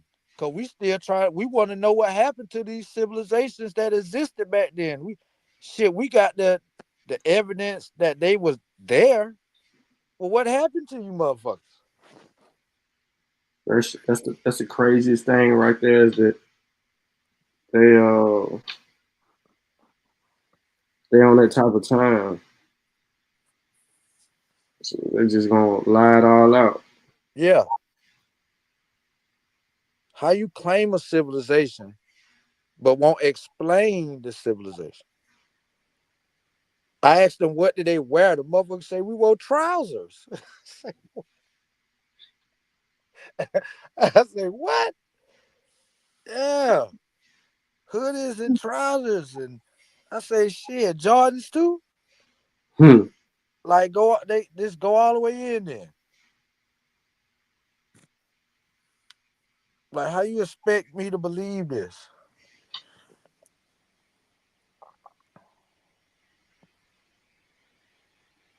They take credit. They want to take credit for everything. Like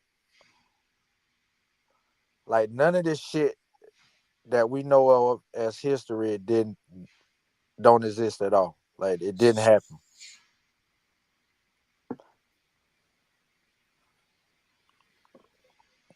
OTK got a vision in his mind that once upon a time in OTK land, Charleston was ruled by Negroes. Yo, this nigga crazy. Bruh, it ain't never been a black mayor in Charleston. But he, in his mind, once upon a time, it was ran by nothing but Negroes. Everything, bro. Like, this motherfucker be having dreams, nothing but OTKs in the position. The judge, the police, and everybody. The milkman, the postman, the motherfucking fireman. He always talking about when Negroes rule South Carolina. I say, nigga, they ain't never ruled the motherfucking South. What are you talking about? Yeah, he making that shit up, bro. Like, he get it from a book written by a white guy, who was basically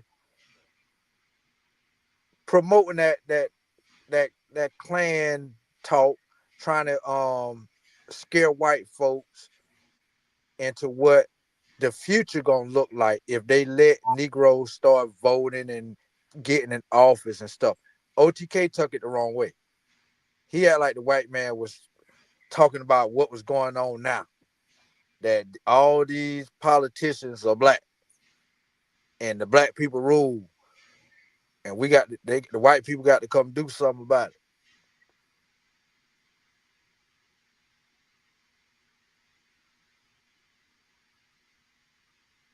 Yeah, that's crazy.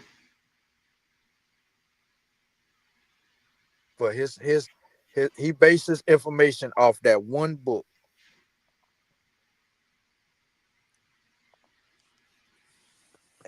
And I'm like, yo, that's crazy, bro. When we can look back in time and see that, like I said, there's never been a black mayor in Charleston. I think North Charleston got its first black mayor a couple years ago. Where North Charleston is all, I ain't gonna say all niggas, but that's where most of the niggas live at. Like, it ain't nothing about 5 niggas live in Charleston, my nigga. You got to have money to live in Charleston. Charleston, it's about like New York when it comes to pricing. That's a reason, man. I already know. Like, if you go to Charleston today, the city of Charleston, bro, I'm telling you, like, it may be 3-4 small neighborhoods where it's a few black people that live. It's some projects still within the city limit, but where they exist in another 10, 15 years, man, them crackers gonna get rid of that shit, my nigga, because it's growing. And they surrounding the hood. I'm talking about, like, yo, you could in Charleston, I forgot the name of the project, but it's in damn the city limit of Charleston. But everywhere around them is, they done gentrified it. Man, you got white motherfuckers from everywhere. So they be jogging through the hood. Shit, where they from, they jog around, they exercise all the time. Shit. Like, I'm talking about, yo, they are surrounded. So it ain't gonna be too much longer. Them Europeans gonna say, look, man, it's time to get rid of these, low income homes. They gonna get rid of it. They gonna move that shit to North Charleston where all the rest of the niggas at. It's crazy right there, bro. Shit, it's all with intent. Yeah. Anybody from Charleston know I ain't lying. Like, most of the black people live in, James Island, Johns Island area, in Mount Pleasant. But Mount Pleasant, shit, that shit nice as hell. I love it down there. I'm trying to think of that little beach down there by Mount Pleasant. Yeah, I like it down there though. It's peaceful. It ain't like Murder Beach. You like Murder Beach? Hell no. Nah. Well, I mean, I'm from this area, that area, so like I visit there a lot, so it ain't nothing new, anything to me. But that shit then turned into the goddamn hood. The young niggas, man, they tripping, man. Like they tripping, bro. They fucking up a good time. You know what I'm saying?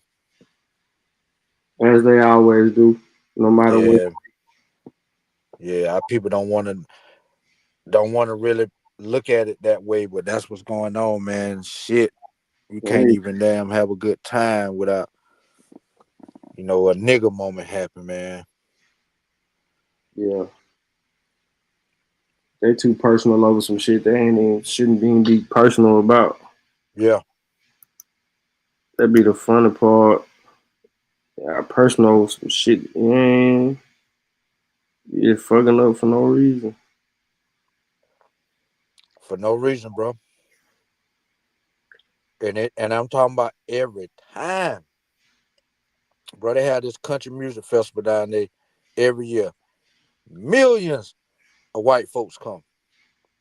I don't think they have a fight down that motherfucker. Nah, they too busy getting drunk. Yeah. Drunk, dancing, partying.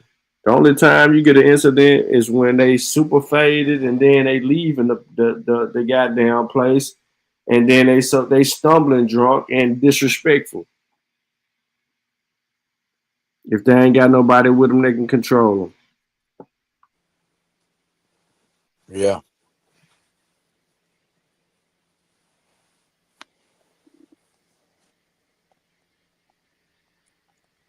It's crazy. Yeah, bike week about to come up. I'm thinking about another week or two with whenever Memorial Weekend. Yeah. And that shit's sad, man.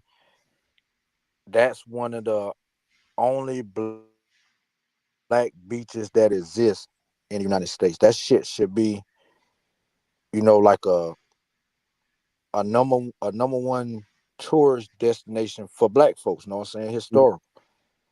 And it should be built up. Like, we should be investing in developing it. But the people that own it, they don't want that. The damn white people down there don't want it. They want to take it from the people that own it, because black people still own it. Mm-hmm. Beachfront property right down there at Murder Beach. It's called Atlantic Beach, and that's where the whole Black Bike Fest really take place at. But Murder Beach is popular for it, but shit really go down in Atlantic Beach. But most people, they ain't never heard of Atlantic Beach. That's crazy. Don't know nothing about that. and why it was, you know what I'm saying, created and everything. It was created for black people so we can have a beach to go to and ain't got to worry about discrimination or anything from white folks. Because they never wanted black people to come to Myrtle Beach. And they ain't never been ashamed to let your black ass know either.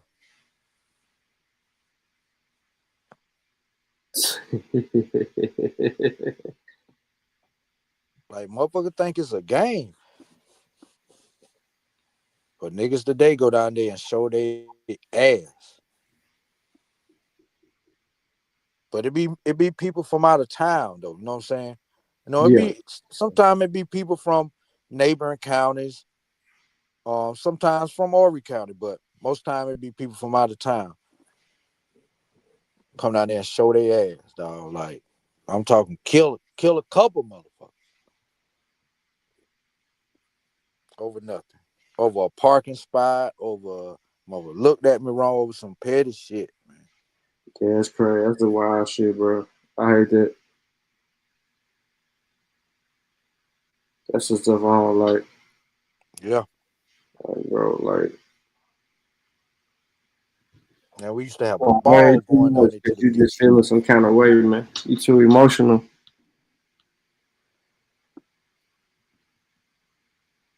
They done brought this white man into their community and he done debunked all of them. He debunked everything they believe. I'm trying to understand what's the logic behind having someone who took part in creating a tool used to help you find out more shit about the slave trade. Why would you go to that type of depth to try to falsify the shit? But then you killing Diane Calloway in the same breath. So you trying to say, but we ain't. You trying to separate yourself. You got black ass Dulcinea on there looking like a motherfucking Nigerian. Top Cat's look. You know what I'm saying? He looking like he's 70% African. He got that European in him. Try to sit there and lie, say his great granddaddy is Switzerland. Made it with Native American. It's how he got light skin. That's some bullshit. You see, Top Cats didn't have that goddamn Indian head on there when he had that white man on there. Yeah. Where was that shit at?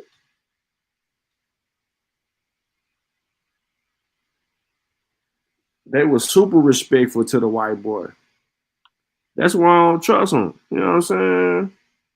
Like scholastically, bro, they don't hold a scholastic conversation, an intelligent conversation with nobody. They really wasn't asking this man no real questions. They was looking for ways to kind of flip their questions into some shit that'll be able to justify for them. Yeah, that's what they intent was, to discredit him. Yeah, he wouldn't even get himself in position to be discredited. It was too easy for him to be like, yeah, but those were Africans. Yeah, the Africans came over here, and then at some point when the Africans stopped coming over here, then the African American just continued to have sex, and then you get this population of African American that occurs where you no longer need the African anymore because the African American population has blossomed. And then we go back and we look at the census, and each 10 years we see an increase in the black population. What the fuck y'all think that was happening? I know people even to this day exactly. That's what I don't understand. 16, 17 kids, bro. What you think? We just stopped fucking? Shit, we were fucking even more. Word. That's the part I don't understand. What the fuck do they think was going on? Motherfuckers just wasn't fucking at all? Right. Couldn't have blossomed into But look, at the same time, our population was increasing. The white people population was going from 20 to 40 to 60 to 80 to 100. And we down there at 10 million, 12 million, 16 million. You know what I'm saying? We just now at 40 million, bro. White people was at 40 million damn near 100 years ago. Yeah. Brother, that's Think about that. They don't believe that. They don't believe it's more white people in the United States than black people. They tell you every year on the census that is, look at the presidential election. Exactly. You don't think it's that many? Look at the presidential election. It was down to 200 million white people cast votes in the presidential election in last year for Trump.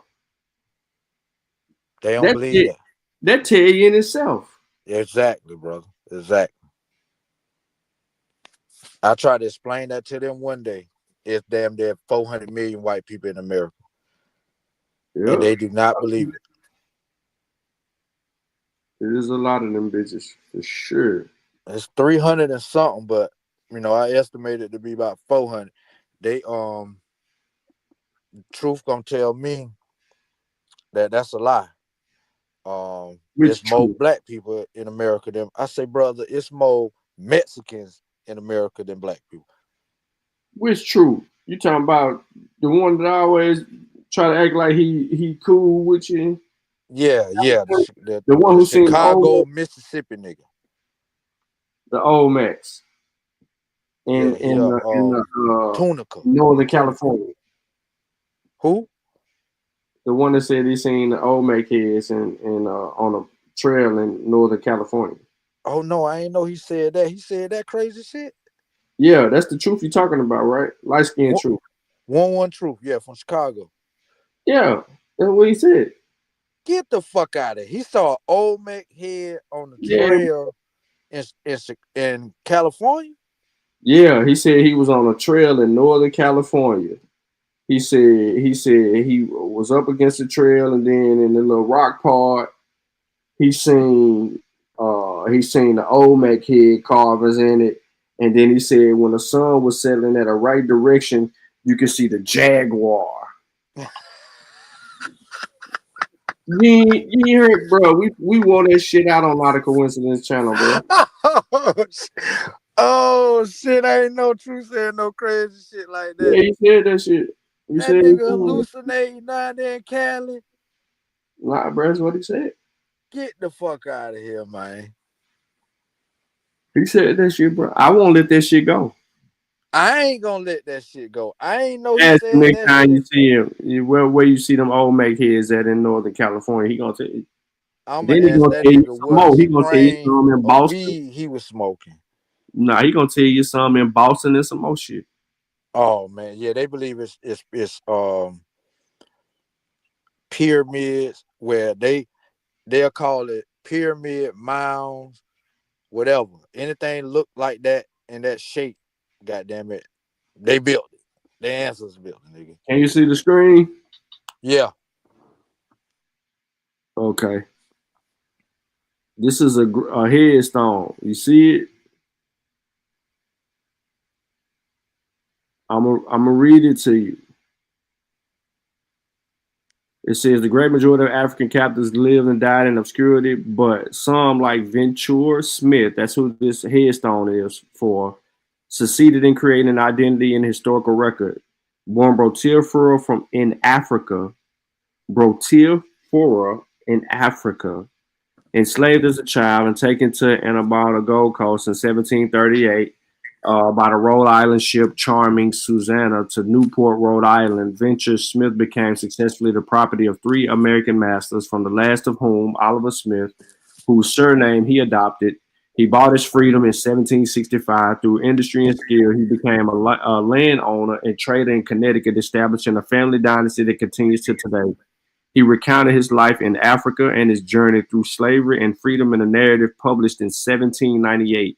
When Venture died in 1805, he was buried in East Haddon, Connecticut.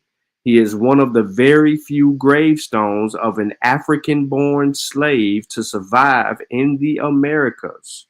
This is an African-born slave to survive in the Americas. So it says, sacred to the memory of Ventura Smith, an African, though the son of a king, he was kidnapped and sold as a slave, but by his industry, he acquired money to purchase his freedom, who died September 9th, 1805, and 77 years of age.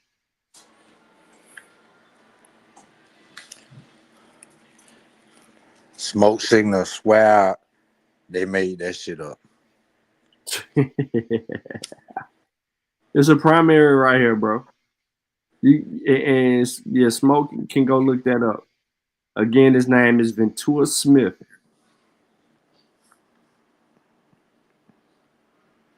This is Tombstone. So I'm leaving it right there for a reason. Just so people can see. Look at Public Enemy. Somebody said motorcycles. Man, you ain't talking about nothing, Public Enemy. You running around here on some bullshit, bro. You can't even ride a bike, bro. You running around here trying to act like you're a bike rider on 3 wheelies and shit. Yeah, you know what I mean? This boy he got the new shit with the 2 wheels in the front. Yeah, with man, I mean a Public Enemy running around here in a tricycle. Doing bike week. Yeah, motorized tricycle. Yeah, I don't talk shit to him, but at the same time, I'm looking at him like, now come on now. I understand the females driving that shit, but you niggas. He said he rolling on 3. That man said he rolling on 3.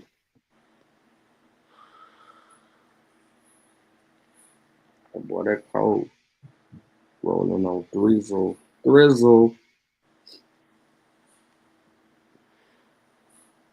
Yeah, my sister got one of them joints. I won't even ride that shit. Like, shit.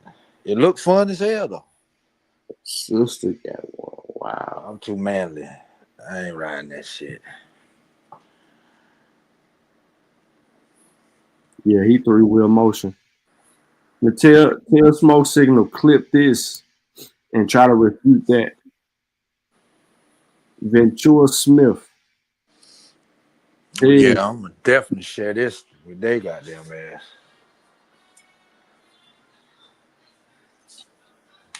They got to respond to this. They can't respond. Hey, this Top Cat source. This from the old man Eltis. No, this ain't Top Cat source. Hold up. Yeah, this right here. This from the dude. Oh, okay. Yeah, this from Eltis right here. This one of a couple of books he got. Yeah, and he's in trouble. See, but they don't expect. Like I say, they trying to discredit the guy, so they don't expect their audience Can't do that. The guy a chance. Can't do that. They kept asking Lucky to show the slaves from the slave boys and show the people coming from Africa. Lucky, he go one of the slides from Eltis, bloop, right into South Carolina. That ain't counting Boston, Rhode Island, New York, and Philly. We know Rhode Island was getting a hefty number of them motherfuckers. Yep. Oh no, they say that they was capturing Indians from South Carolina and taking them to Rhode Island and one from Delaware and bringing them here, and that's what they say was going on. It sounds like a real good lie. Yeah, man, they make it up as they go. Yeah. A real good lie right there. But shit, man, I'm gonna get my ass up out of here, man. I gotta get up early, get my hair cut in the morning.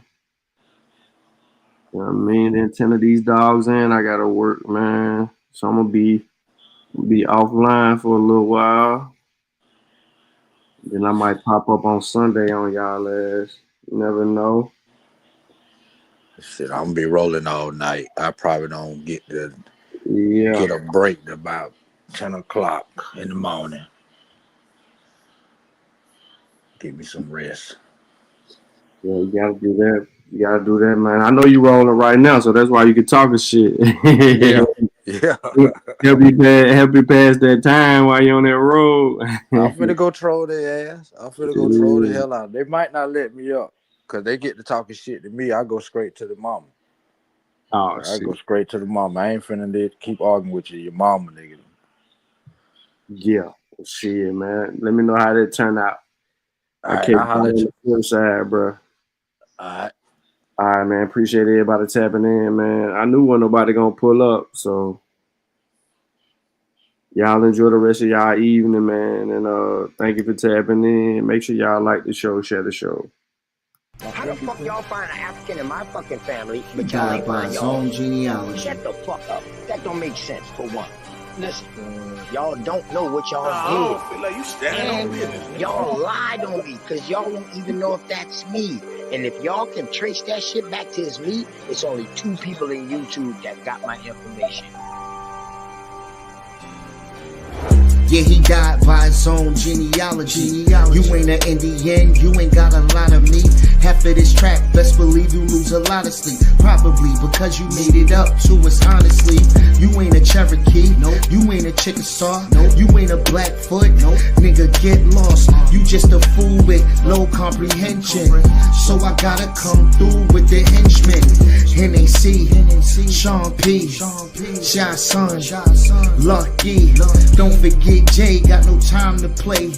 Caught an Abos slipping with his genealogy. Now he's a con and I ain't talking about a singer. I'm coming for the top Abo leader. He ain't a teacher, he's a preacher. He can't keep up, so we leave him. Yeah, he died by his own genealogy. You ain't an Indian, you ain't got a lot of me. Half of the track, best believe you lose a lot of sleep. Probably because you made it up to us possibly. You ain't a Cherokee, you ain't a Chickasaw, you ain't a Blackfoot. Nigga, get lost, you just a fool with low comprehension. So I gotta come through with the henchmen. NAC, Sean P, Shy Son, Lucky. Don't forget Jay, got no time to play. Caught an Apple slipping off his genealogy. Now he's a con. OTK. TKO. Now he's a con. OTK. You died. TKO. Genealogy.